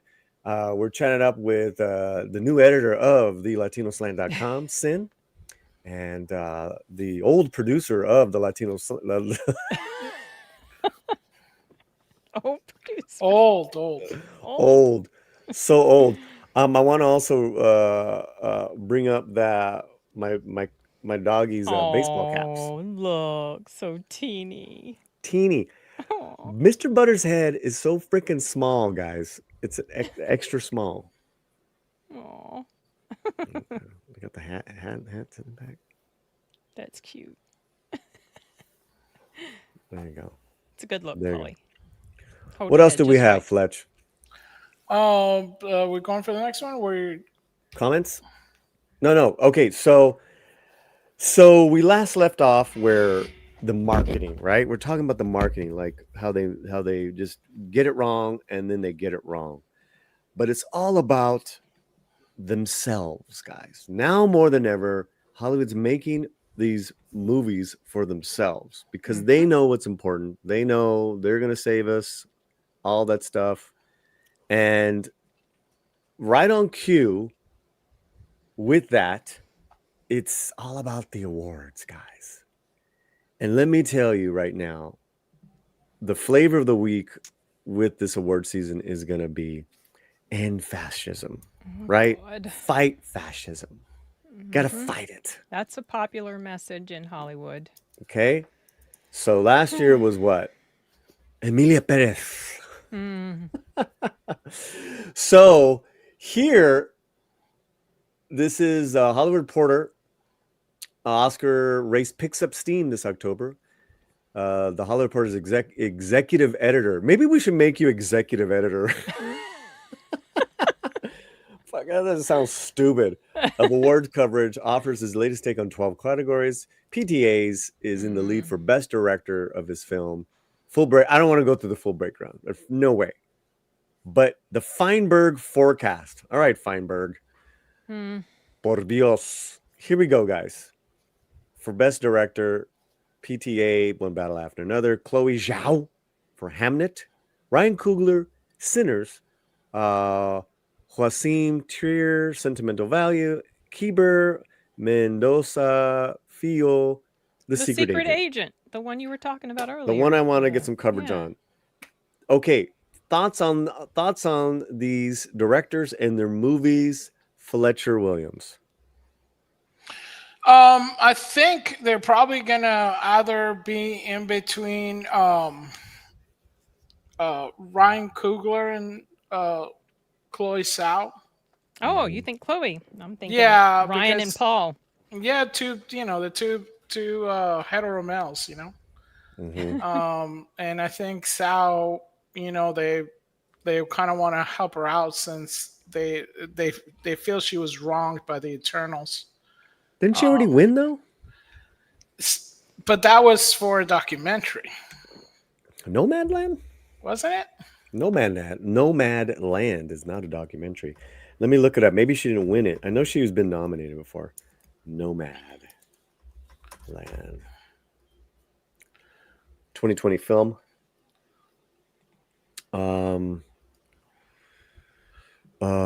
Critical response, accolades, best director, Critics' Choice, winning 4 awards, BAFTA, best director, nominated for an Academy Award. She was nominated. Yeah. Yeah. So I don't know. It's that I know that Paul Anderson was trying to get all the check boxes for New Hollywood. But I don't know. I mean, he could have it. Depends on which side of Hollywood's going to be moving, I guess. Correction. She won. Did she win? She won. Best Picture, Best Director, Best Actress also. So, yeah, she's a force. Just saying, like I'm thinking like the Academy, dog. No, go ahead. Think like the Academy. Like not the Academy. But this is But go on, sir. Go on. So I think that's kind of what it's probably going to go. In my humble opinion, non-Academy person, like regular people stuff. I think they feel bad that Eternals didn't go the way that they thought it was going to go for her. So she was kind of like wronged by the main movie. The general audience. Yeah, because they don't know that this was the greatest comic book movie ever. Yeah, it was going to save lives. So they didn't appreciate it. It was saving lives everywhere, and the bigots didn't go see it. So they have to be taught a lesson, And now we got to go see this really, really foul kind of probably production of abusing Shakespeare probably. I don't know the particulars of this story of Hamnet. Yeah. Sin, but looking from this list, what are your thoughts, Sin? I initially was thinking, I'll share my thoughts and then I have to probably take off shortly. But I was initially thinking, I agree with your mindset on it too, Fletcher, but I was thinking Paul and Ryan, because, it's 2 of their favorite themes. Fighting racism and fighting fascism. Right. Yeah. Fighting fascism. So, yeah. Well, you guys are on point as usual, and I use that Academy thing because this is so Academy, right? Like as far as who's the top list, this is such garbage, right? This is why I say it. Besides Sinners, none of these movies tapped in with the general audience and to the zeitgeist of the general audience. Yep. They're making movies for themselves. They're awarding themselves year after year. And, it's showing in the box office, Fletch. Yep. Now more than ever. And I don't want that. I want the opposite. I want where Hollywood's leading the way of escapism. I had a problem with Sinners' final ending, but that's a great film. I really hope they get all of, a great ensemble cast. I think it's already won some ensemble acting awards. I'm in love with that cast. There's a lot that I like about it, but a lot of these films are just super art house films. It's been that way for a while. Yeah. Yeah. So anything else before you got to go? No, I can't think of nothing as far as this discussion goes. Yeah. Go watch Frankenstein when it comes out. Yeah. For 3 days. It's supposed to It's be out actually- for a couple weeks. No, it's actually changed. Yeah, that's like I give Guillermo that he's really fighting Netflix to get more theaters for longer. I hope it And- stays longer. It deserves to stay longer. Want to remind everybody, Sin has now become the editor of the Latino Slant website. We have new articles up now all the time. Sin, thank you so much. Thanks for your time today for hanging out with us. Yeah, sure. It was fun. Thanks for having me. Adios. Adios, nos vemos. Hasta luego. Bye. Ciao. Okay. All right. Let's bring up one more article here, guys. I don't know if you've seen this yet. I'm sure Fletcher's seen everything. Not really. No, I mean articles. Oh, Yeah. This is another reason why Hollywood is doing what it's doing. When you have and I read this article, and I'm not gonna torture you guys with it, right? But when you have an article where this lead editor dude, Owen, whatever, no, One Battle After Another is not a left-wing movie. Guys, they're saying that it is. And again, I got no problems with that. I got no problems with a right-wing film, middle, or maybe a film that's no wing. But if you're entertaining me, like it's undeniable. The story, the excitement, the actors. There's a lot I will allow. Like cool, all right. It's Sound of Freedom. People on the left really had a problem with it. Why? It's an amazing story. One Battle After Another. People on the right are calling it a left-wing movie. That's why I went to go see it. Because I'm like, wait a minute. Are the people on the right, pulling my leg here? Unfortunately, they are not.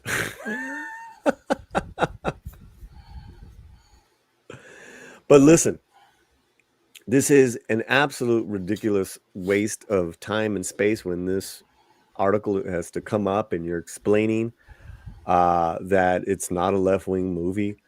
Let me just jump around the article. How about that? How about that? All right. All right. Because it's very political. And however your politics are, I respect that, guys.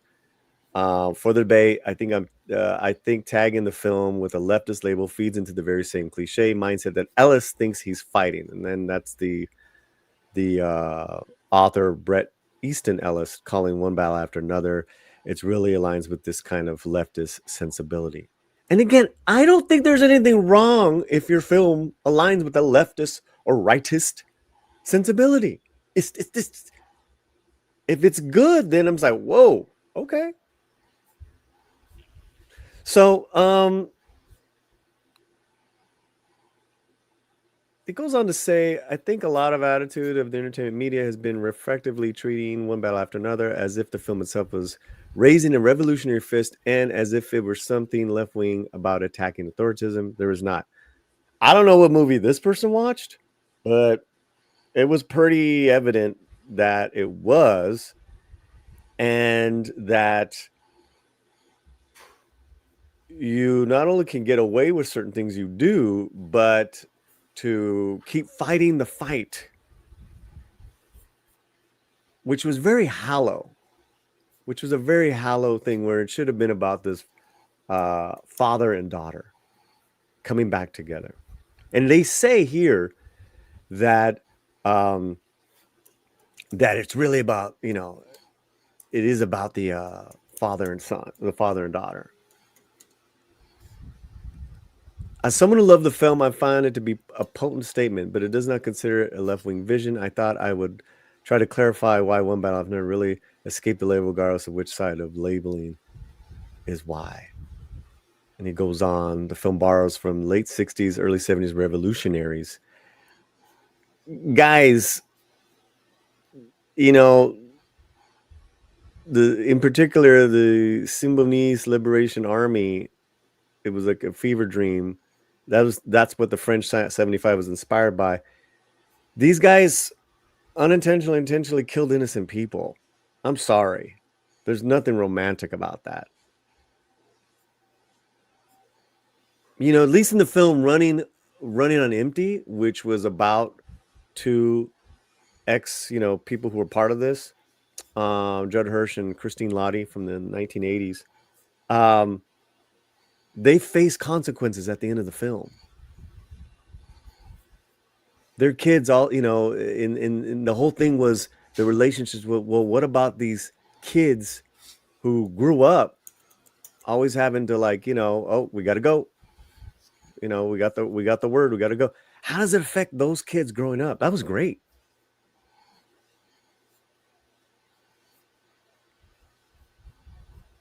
By the time The Rise of the Weather Underground, whose great achievement was accidentally blowing up a Greenwich townhouse, killing 3 of their own members. And God, I hate this article. Many of their eyes there were starting not to look not just extreme, but scurrilous. Again, this is all defending this film. Does that make them left-wing? No, it makes them freedom fighters who are trying to crack a fascist nation back open.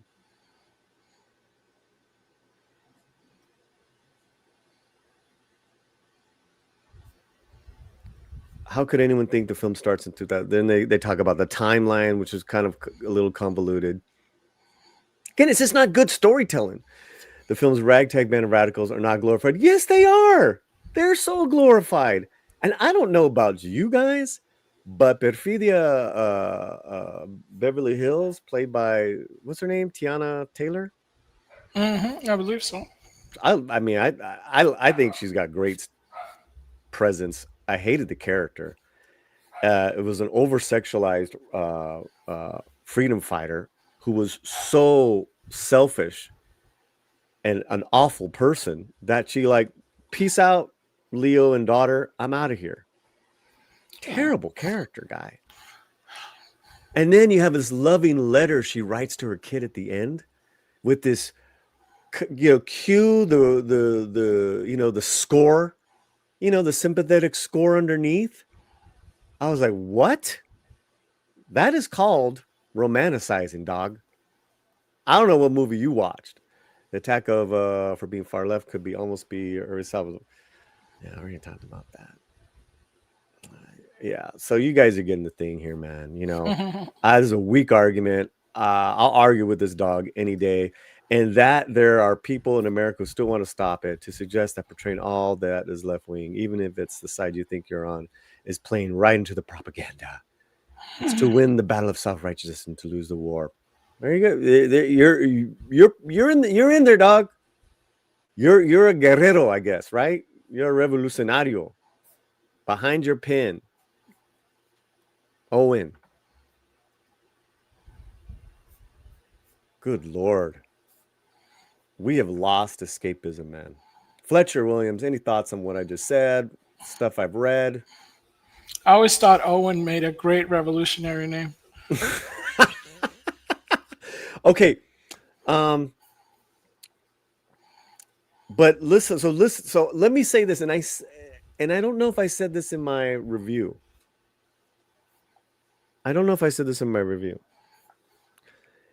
There were some moments of where Leo's character, years later, his daughter's, a teenager now, he's based because he doesn't understand pronouns and who are your freaky friends and with the lipstick and it's a trans kid, right?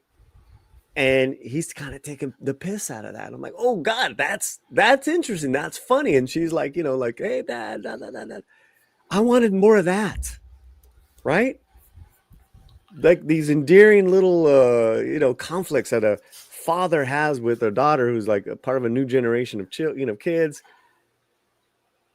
I got so little of that from this movie that where it actually could have been interesting. And she's a good actress, this kid. What else, Fletcher? Sorry, man. So you're trying to say that the movie was trying to lead you emotionally somewhere? Well, they're all listen. They all try to do that, right? Every movie is, exploits your emotions. Through great storytelling, then you're like, you justify it, you give in, you got me. But when you can see it through, paint by numbers characters, then it's just like propaganda. It's just not entertainment. Yeah. Well, It's that's not usually what entertainment. it is. Anytime you have like the definite, you're not letting the character tell the story. You're pushing the character in that direction.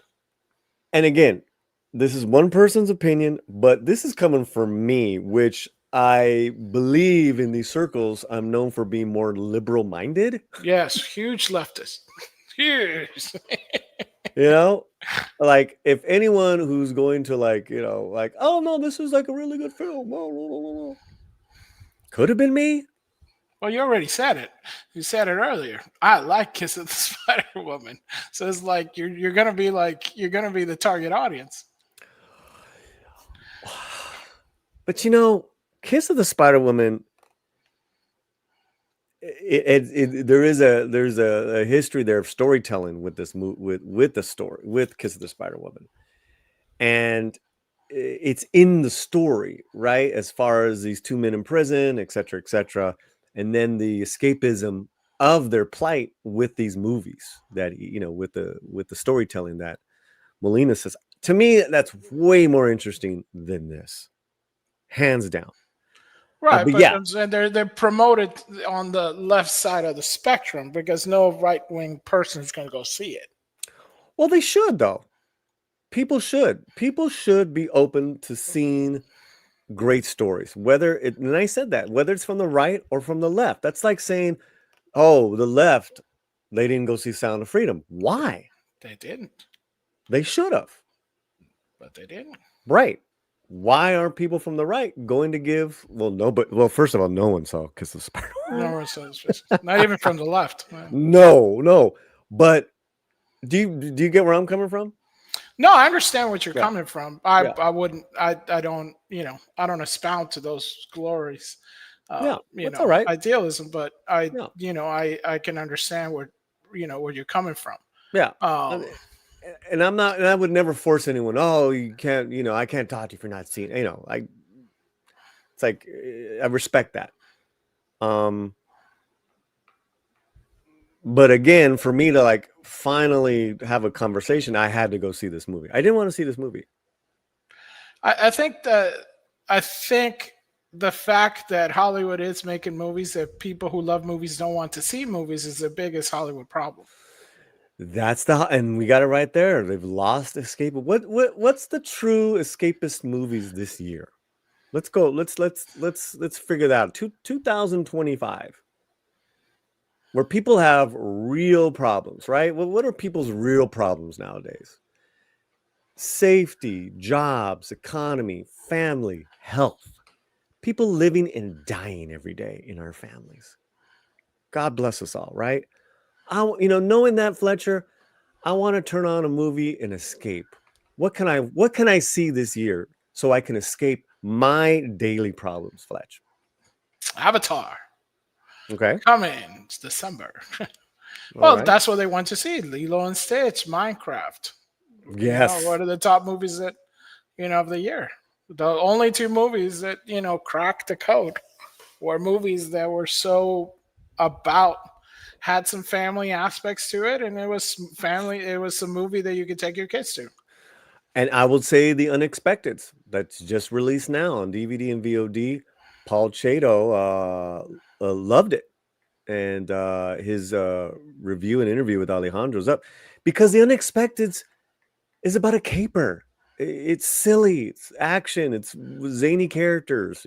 People trying to get their money back. Right? We need more of that. And it's a comedy. It's funny. Nice. So yeah, Minecraft. What'd you say? Lilo. What are the other big films? Jurassic World. That made a lot of money. Yeah, that made for this year, yeah. That was pretty much an escapist film. I mean, this is dinosaurs. It wasn't really, What else? What else was a big escapist, hit? F1. F1, yeah, did pretty well. F1. Demon Slayer. So I think what really frustrates and baffles us is that clearly there's examples of hits. Why hasn't Hollywood righted their own ship, Fletcher, and done more of these hits from Top Gun Maverick to now. They want to push a narrative that they kind of fail to realize the bridge between propaganda and entertainment, because all kinds of entertainments had a little bit of message to it, but it had to be wrapped up in some kind of talent. And now it's just like, forget about wrapping it nicely. It's kind of like when guys wrap Christmas presents or any kind of like that. The whole I'm gonna put it in a bag and put this little frilly things on top. Whoever invented that, thank you. Because trying to wrap something, it was like I always like one Christmas I gave everybody everything wrapped in like newspaper because I didn't have time to go pick anything up. But those little gifty bags are the best thing that ever happened, and I think now that's what we're having. We're having Hollywood give like little makeshift, movies with I'm gonna have the great talent. I'm gonna have the special effects. Oh, check it out. Even like small town movies have to have special effects now and great shots. And I'm going to do this trick camera and this thing. But then you're kind of going, but first, what I really want you to do is get this message across. And no good writer actually writes like that. They never go to something and goes, well, this is going to be my outcome. It's like you could say, this is the outline, and then you start writing. But when you're trying to, create something, sometimes you just have to write where the character is, and you can't have the character doing stuff out of character. And sometimes you're following along and you want to be entertained.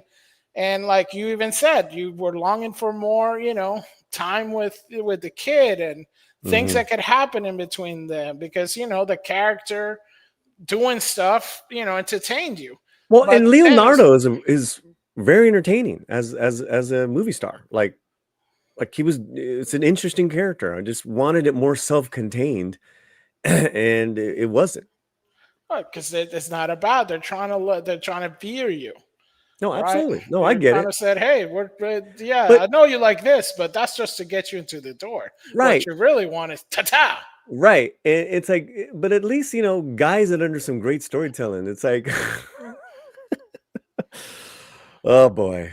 All right. Wow. He needs to go back to, Licorice Pizza and, stuff where he's, more in a frame. I haven't seen his latest films, honestly. It's, I fell off, was it Licorice Pizza? What's it? Inherent Vice? Then there was that one with Daniel Day-Lewis with the... Yeah, There Will Be Blood. No, There Will Be Blood I saw, but wasn't there...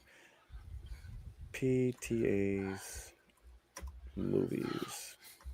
There's a one where he was like a seamstress or some stuff I didn't see The Master. Inherent Vice, didn't see. Phantom Thread in 2017. Didn't see that one. No, nobody did. So, right. The 90s films, Hard 8, Magnolia, Boogie Nights, There Will Be Blood. Yeah. Punch Drunk Love. I think I was one of the few people when it came out that loved Punch Drunk Love. And yet this is his Adam Sandler one, right? Yeah. And yet this was his most commercially successful film. Well, but it's not. That's just the headline. Commercially successful means that it actually is going to make money. Losing, millions of dollars is not commercially successful. No, you're right. That's the full story. The part like, well, this made so much. This made more money than the other movies. Yeah, you're right. You're absolutely right. It might be, but I don't even know if it's going to be the most critically acclaimed because his past movies probably had a little bit more of that. Yeah. I think this is going to go down as a folly of over budget. This is going to be his what was the Cinematopolis, the one for Megalopolis? Megalopolis, yeah. This is going to be his Megalopolis, I think. But there's a big difference between Coppola and Anderson. Coppola is a viejo. It's like, you know what? This is my last thing. I want to do what I want. Obviously, he's a viejo at heart. I still haven't seen Megalopolis. I'm wondering if I would enjoy that one better than this one. But what did you got? You pulled up a story? Oh no, I pulled up that another headline. Yeah. On it because it Megalopolis. Megalopolis. Yeah. Megalopolis. Yeah. So the one said that it wasn't. When we're talking outrageous. Is this Rolling Stone? No, yeah, this is Rolling Stone. I knew it. And it's like okay, if it was like Paul was like, okay, I see you, one outrageous, headline, and I raise you. One battle after another is an act of resistance and a stone cold masterpiece. Yeah. And I have friends that told me, Paulie, you got to go see it. This is a masterpiece. This is great, Paulie. Stone cold masterpiece. And I'm like, you should have had those friends pay for your ticket. That's what you should have done. Yeah, you should be like, pay for my ticket, dog, and then then we'll see how But masterpiece it is. It's like, all right, I'm gonna do for the channel. So clearly that was one for the team here, and people are seeing it. It's right now rated number 1 out of 10 with the bullet. 176 views, going up. Average time 3 minutes. That's pretty good. Thank you. Oh, we are almost up to a milestone of our subscribers. 2 more, we get to a 500 mark. Cool. Right. And we've been really stuck. We have 13,000. We've been stuck between 475 to 500 for like almost 2 months now. It's gone up, down, up, like in that realm. So I just gave up. Like I'm not even paying attention. And now we're at 98. So if there's 2 of you guys right now live in the chats, subscribe to the Latino Slant YouTube channel. Okay. Oh God. Paulette Thomas Anderson, stunning, thundering, thriller. Yeah. About fathers, failed revolutions, and our fucked up moment is without a doubt the movie of the year. Yeah. Movie of the year. Movie of the year. Movie of the year. In your own freaking mind, David Fear. Okay, David Fear. Who are these ass clowns? I don't know, but I guess Leo did get a little bit desperate. Supposedly, people were saying that he got Chase Infinity was talking to people and said that she revealed that Leonardo DiCaprio put her on TikTok duty during one battle after another. And I guess he had so Chase said that Leonardo put her on to work in a unique way when it was time to promote the movie. One but all another, presumed innocent actress tells people that she got put on TikTok duty, and was charged of coming up with clips to share on the social media platform. By the end of it, I think they did a great job filming them, and I think that they secretly enjoy filming them as well. Infinity says DiCaprio and director Paul Thomas Anderson. So they were pimping this poor girl out on TikTok for the movie.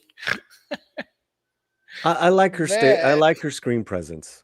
I liked all the actors, honestly. I just didn't like what they were doing. I didn't like, like there wasn't a bad actor. If you had given them this father-daughter something really to grab onto and make it some more self-contained, you actually would have had a really interesting film with the revolutionary stuff in the background. But that's not what we got. Anyways, yeah. This is not when you're doing this stuff, this is not and the fact that you have all these stupid stories, it's a lefty movie. It's not. It's a lefty movie. It's not. Brett was right on the money. It's just, hey, that's the sensibilities of Hollywood. Case closed. Yeah. You're having a good time with this, aren't you?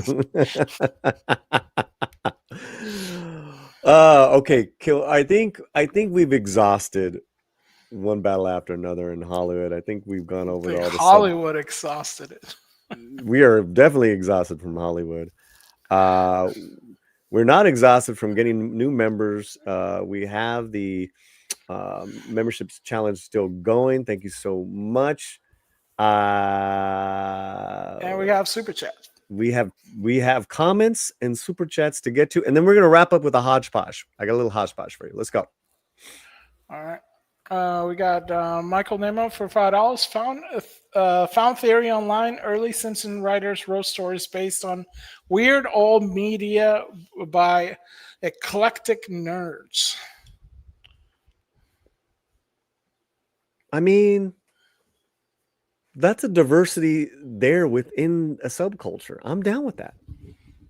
It's interesting. That's why it was, that's why it was so. I mean, early Simpsons was like part of our zeitgeist for years, Fletch. You know? Yeah, for sure. I mean, I think first 8 seasons are peak, and then it starts kind of falling off a little bit. That's a long time, man. 8 seasons?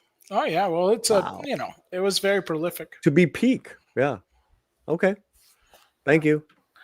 Macadema for another 5. New Simpsons episodes are written by people that watch old Simpsons episodes. That is Hollywood's problem today.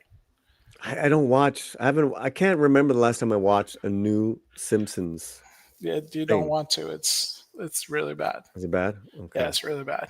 All right. And then comes again for another $5. Sounds like the DiCaprio film is the equivalent of any of the films from Angel Studios. Ooh. Okay, wait, hold on. Sounds like the DiCaprio film is the equivalent of any of the films from Angel Studios. But coming from a conservative point of view, I would say. Okay, so I don't know if I totally agree. I think there's better storytelling in these Angels. Not every one.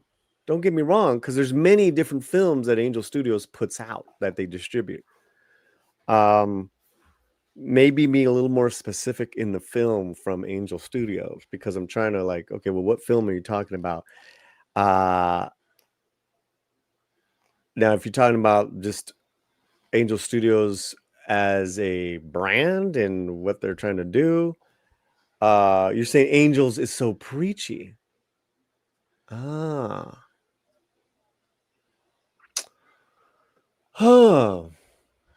don't even know if I agree with that. Thank you so much for the super chats, and Michael. But Cabrini was not a preachy film. Sound of Freedom was not a preachy film. What other Sound of Angel Studio movies have I seen? I saw that one, the German one. No, yeah. That was pretty hardcore, man. That was well done. These are well done films with fascinating stories. And Angels Films is basically sometimes also like a production, to push and to market some of these films. A lot of the films they just they have the rights for distribution. They don't necessarily make the films, right? Right. And I would say this also too, Michael. They also have distributed, however you want to call it, films by filmmakers of different backgrounds. Yep. Stories of people of different backgrounds. Yeah. Latino, Black, Asian, handicapped. You don't see that in Hollywood. And in front of and behind the camera, it's undeniable. Wow, Angel Studios is pretty diverse. Yeah, they're pretty diverse in topics and all stuff. I mean, check out the stuff, Michael. It's not saying go subscribe or something, but if you look at some of their catalog that they put out, they've been kind of all over the place on it. It's it's not like if it has something to do kind of with I forgot the name of the brothers. They do the the Christian films and The stuff Christian like films, that. faith-based, You know, yeah, faith-based like films. faith-based stuff like that. I don't think Angel Studios, while they get pegged as that, they're not really that, because the and- movies are kind of more done in other studios and stuff. And again, Michael, love your takes, love to respect your opinions, but and let me be fair. If they are preachy, but you're giving me great stories, I said it earlier. I'm going to give it a shot. If One Battle After Another was a great story and you had your message, I'm still going to give it a shot. How isn't that fascinating? You got this backdrop, this leftist backdrop, but you got this character who realized really what is more precious is raising my child than this revolution. They could have been that, and it wasn't. Not for me. That, to me, you're saying something with all this craziness, because so yeah, I hear you, man. Okay, let's move on. Thank you so much. You're gonna get a let's give Nemo we got to give him the gore.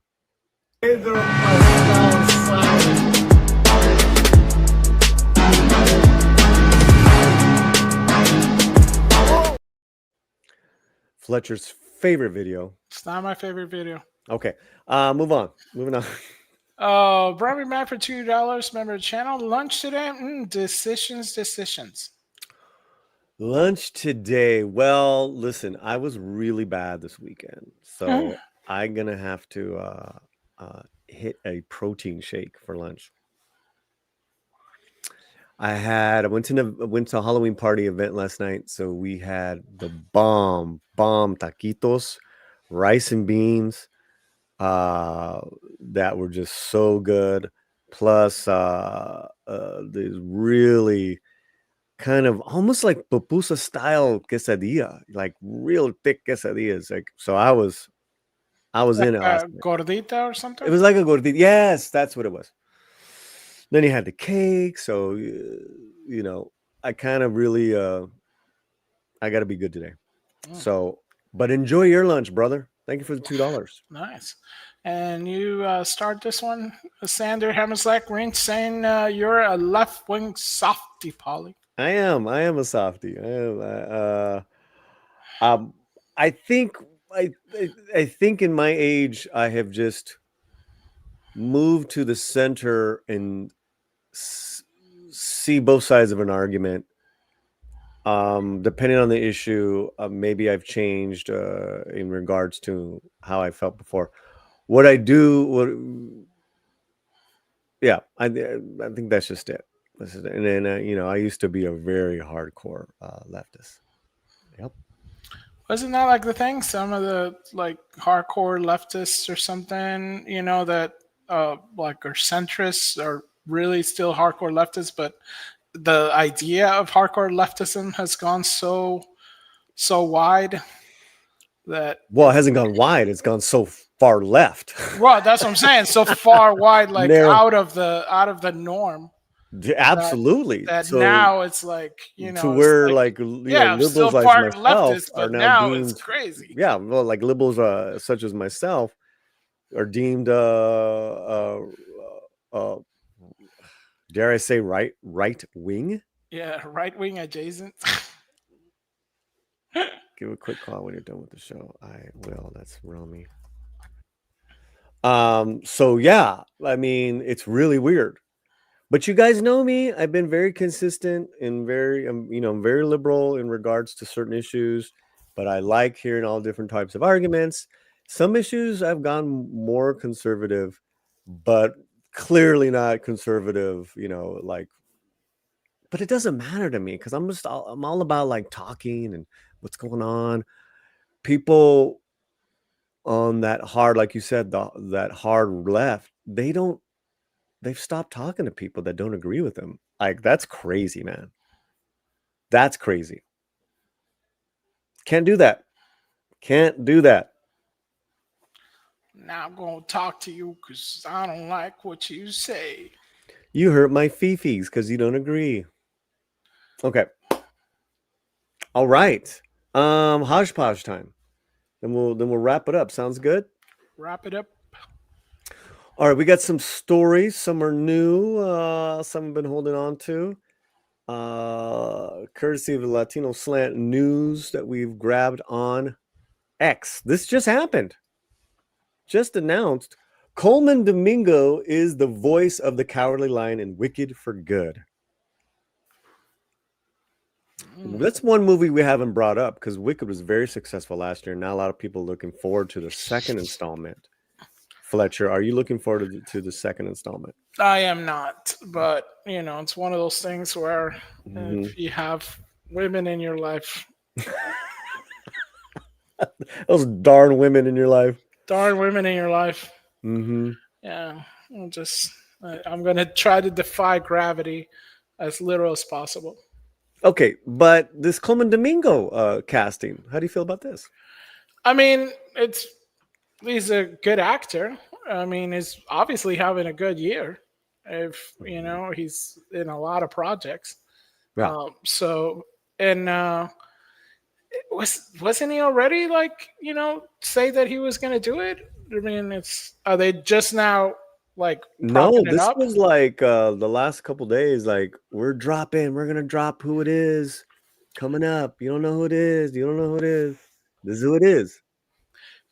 My understanding, I mean, from the unless it's a longer time slot. I mean, from the play, he's not really that much on there. I think in the book, the character is on longer. So I don't know how much screen time is it going to be, right? It's kind of small. So, but I mean, it's cool that he's get to work. Well, he's got a great voice. He's got a fantastic voice. That's the thing with Coleman, right? And he can do all different types of dialects and accents, and so that's gonna be fun. And I like Coleman Domingo.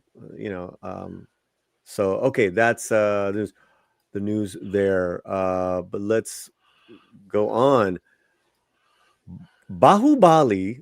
Experience the epic where it's truly meant to be on the biggest screens in IMAX. Tickets now on sale October 29th here in the States. Are you familiar with this movie, Bahubali? Yeah.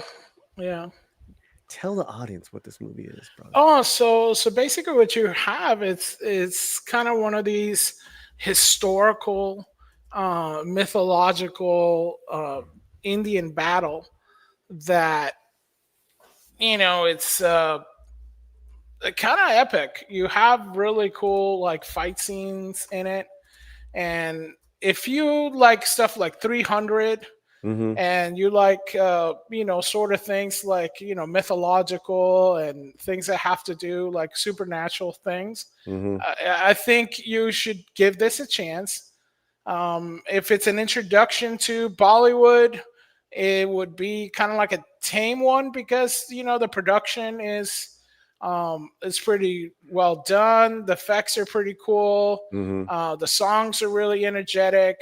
It is a little bit long, and I don't know if you've seen it in the States. I think one of the issues with Indian movies in the States is that you don't necessarily get the intermission time like you do in India. No, you do. It just depends on the theater chain. Right, that's what I'm saying. Most of the in other words, when I've gone to see Indian films, they never have the intermission. They don't. They don't honor it. Yeah, they don't honor the intermission. That's rough. So last thing that I saw was what was it? The name? I'm spacing on the name, but they didn't honor the intermission. And I think it's a fun to watch because I went to watch the last movie that I watched in the movie. It didn't have the intermission, so it was kind of long. But I was in a theater with all Indian, people. And it's kind of fun because it is fun. You do kind of check it out, and it's really actually fun when the lights come up and they're thinking, "Oh, you were cheering me all along," and hey, wait a minute. You're not one of us. You're not one of us. Hey, what's that big hat you have on there? Yeah, you're too tall. Yeah, so it's are you from the south or the? Yeah, it's like you're south. You're way north, aren't you? So yeah, you're from Sri Lanka, Fletcher. Yeah, I was like, I don't know. As Okay. long as a lot of it, yeah. So here's my take on Bahubali, and one thing we haven't mentioned is the director. S.S. Rajamoul is directed this masterpiece 10 years ago, and then the movie after that he did was RRR. I got to see this after I saw RRR on Netflix. So the fact that it's going to be in a big theater and IMAX here in LA, I am so excited because I loved this film. This film is it's like Lord of the Rings, but historical with music and fantasy. It is badass. The battle scenes were amazing. The characters are amazing. So I will be getting my ticket to go see Bahubali in IMAX, and I will do a walkout of the theater. But yes, cinema. There is a movie that I might go and see that I said I was, and I missed it. It's called Kantara, Chapter 1. Oh, cool. And it is still in one movie theater in Orange County.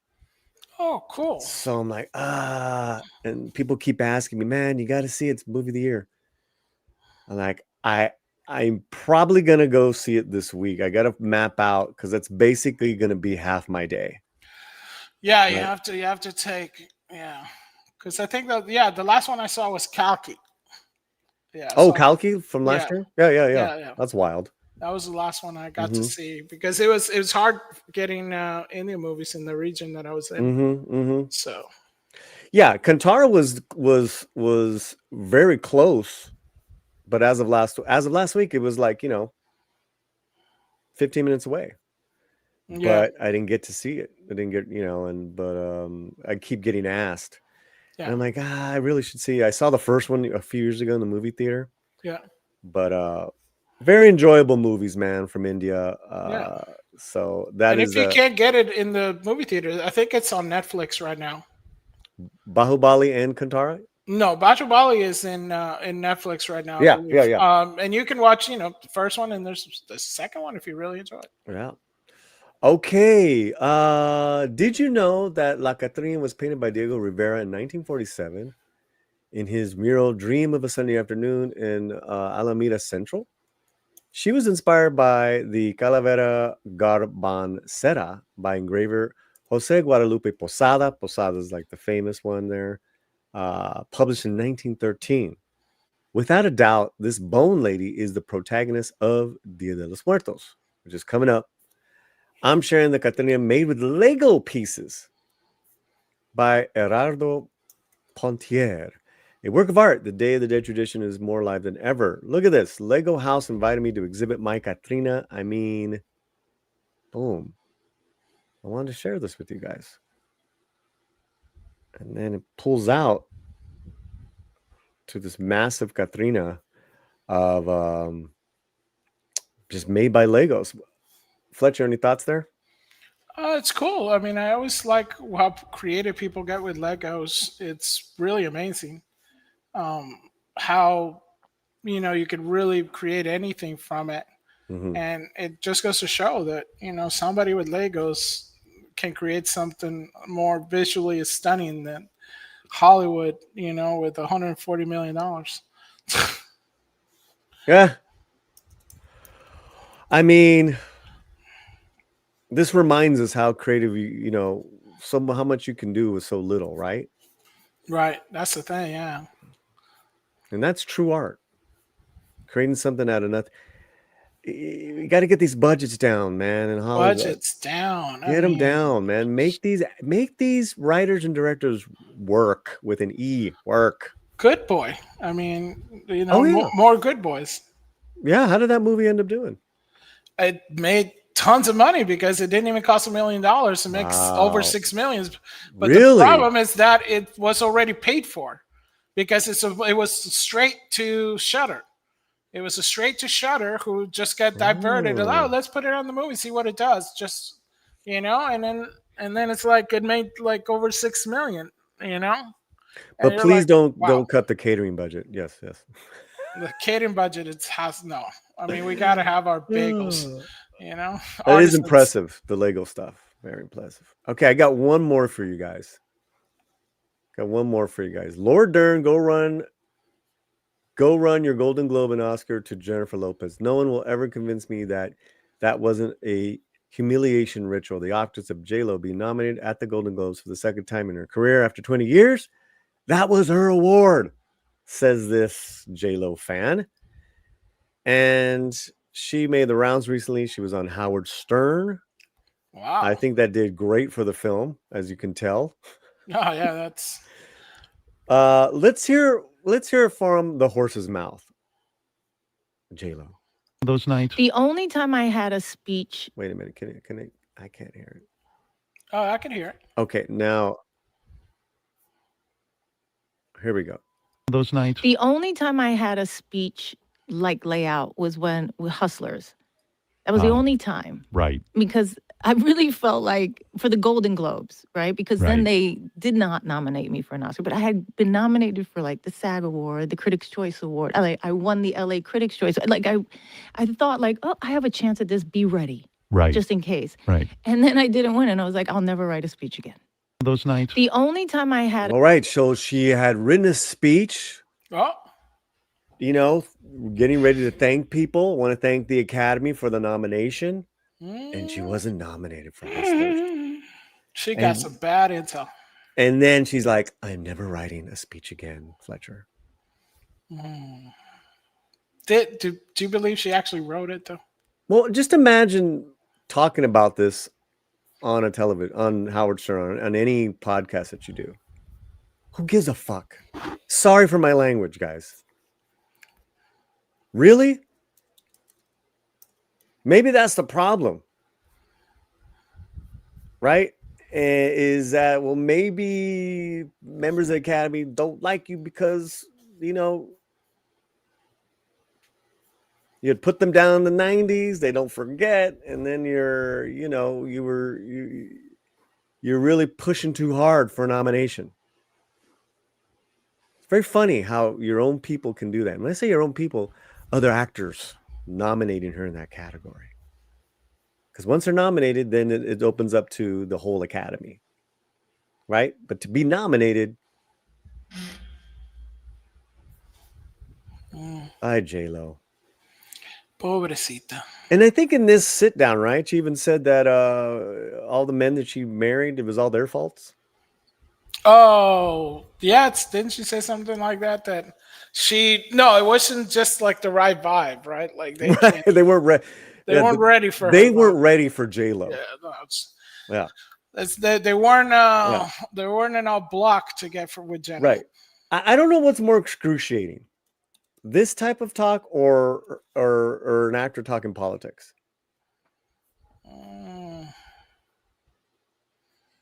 You know, just talk about your projects, man.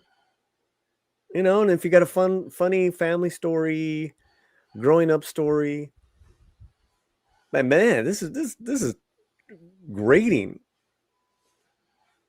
Because you know, I've been nominated for the SAG Award, Fletcher. I was nominated for the Golden Globe, Fletcher. And I prepared a speech and then I didn't get nominated. Total humiliation. Come on, J-Lo. Can't wait. Nobody can handle. She's just too real. The way she walks, the way she talks. Oh, brother. What? Let's get on out of here, man. What do people have to say? And then this has been a really good time. Don't forget, we're here every Monday right after Midnight's Edge. Post Edge. Salma Thornton says, I saw this and Lopez is very full of herself. I gotta say, on one hand, she gave a lot of work to Latino actors in this Kiss of the Spider Woman because she co-produced it. So I respect that. But it's like, is she like poison to her own projects at this point? She's obviously a streaming queen. Like her streaming movies do really well. What do you think, Fletch? I think she has a range and a brand, and that range and brand has a center point, and anytime she wants to deviate from that, it doesn't necessarily work out. So I mean, I can understand artists that want to move out from their niche, because it's like, hey, I've been on a niche and all that kind of stuff. I mean, D'Angelo, who passed away, rest his peace, not too long ago, he had his, he was Nouveau Soul, but I remember last time, he was in concert over there in Vegas, and like half his set was flamenco. Like he loved flamenco now, right? And he had all these songs that were flamenco, and everybody was like, "Hey, cool, this is really good." But it's like, come on, man, we didn't come here to have you play flamenco songs, right? Everybody wanted the old hits, so it's good for actors and stuff to kind of branch out into new things. If you do it in indie style, something cheap, something like, I don't know, Kiss of the Spider Woman was fairly cheap. So, stuff like that. But, other stuff, you just, I don't know if you're able to do that so successfully. So I think if you're going to branch out, the main message is do it cheaply. Well, I think you said something very interesting, is that if you go off your brand, right, which is, you're artists, you want, people want that, just like creatively, they're challenging themselves, which I think is great. Then you got to do an equal amount of a creative way of marketing the movie, talking about the movie. And that's not, and you talking about your past love affairs or you didn't get it nominated, you're killing it. You're killing yourself. You're killing me. Again, you got this kind of very original story with Kiss of the Spider Woman. No one saw it because you're kind of insufferable. Yeah, I mean, I think if she wanted to do something creative, I mean, I'm no genius creative wise, but I've done a little bit of marketing, and I would have gone onto Howard Stern as the actress that she's playing, and Howard would love that too. Howard would love Howard's. He's a bit of a art one. I'm not gonna say anything about, but he likes to ham it up. So I think that would have gotten a lot more kind of hype, because people would be like, I don't know what she's doing. What is she doing?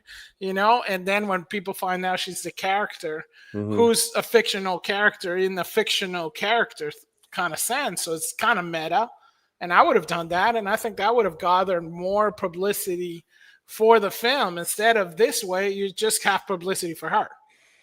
I think that's a great idea, because your product too, your film. Book late night shows where you just come on and sing the song. That would have been dope. Well, she can't really sing. That's the problem. Oh, that's J-Lo, call the Latino slant for more marketing consulting. All right, here we go. Let's get out. Randy Daytona, ex-girlfriend blocked me because of politics, not because I was her ex. And I just started that because I'm like, I know some people like that. That's funny. That is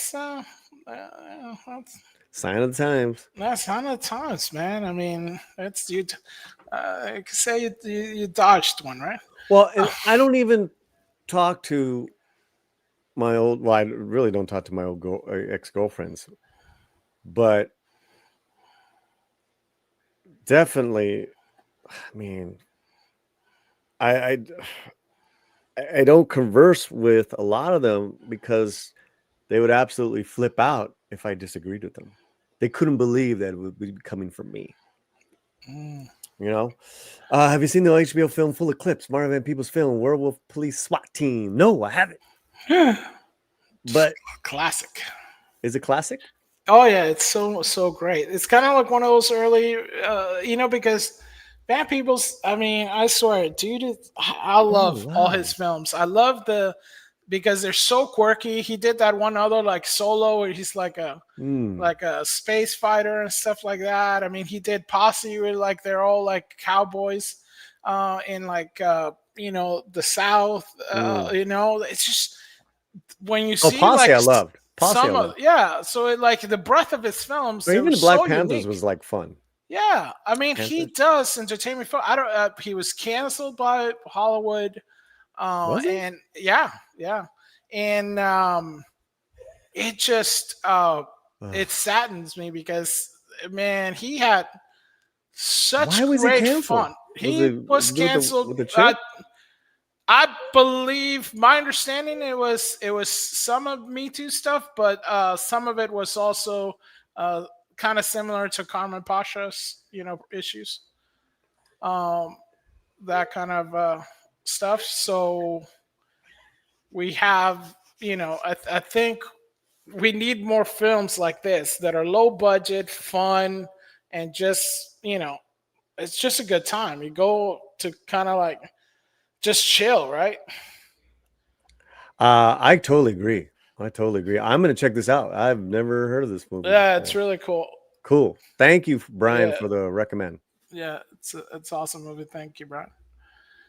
Then you had started this one. So check out. Have you seen Daybreakers with Ethan Hawke? Absolutely. Love it. So much fun. It's very underrated. Yeah, and Ethan's he's a bit of a ham in that one.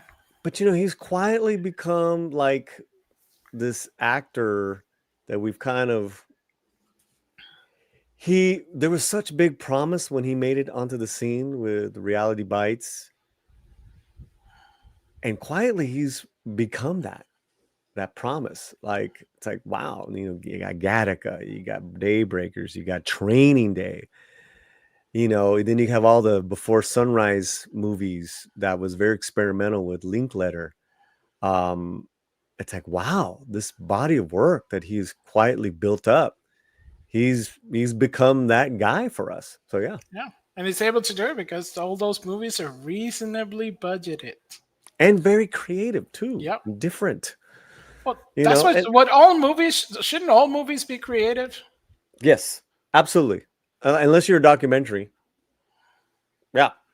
So it's like, it's almost like, because I heard that a few times. It's like, oh, you have to be creative. And it's like, well, that's the movie. I mean, every movie should be creative. You should, you should have fun or should be interesting or should be edgy. Something like, what do we have here? I mean, when did it become like it's okay not to be creative? No, you're absolutely right. It needs to be a default setting. For sure. It's like, do not enter if not creative. Yep. That'll be great. Yep. Can we do that, Hollywood? Flying back with on a rocket cycle sends a super sticker of a Shiba dog. Thank you, saying number one. Number one in America. Gracias, Flying Blind on a rocket cycle. $1.99. Love you, America. Nice. Very good. Awesome. Well, let's for the super chat, let's play a little video real quick of a little man.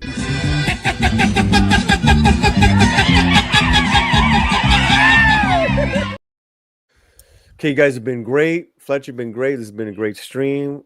I gotta go, and you guys have a wonderful day. Fantastic. Thank you for all the super chats. Thank you for all the love. Anything going out the door, Fletcher? Check out the latinoslant.com with the new sinning and new era. It's a new era of sin. Yeah. It's a new era. Sin's Corner is the editor of the latinosland.com. Go and check it out. There you go. Thank you so much. Thank you so much, Fletcher. Have a good one. Adios, everyone.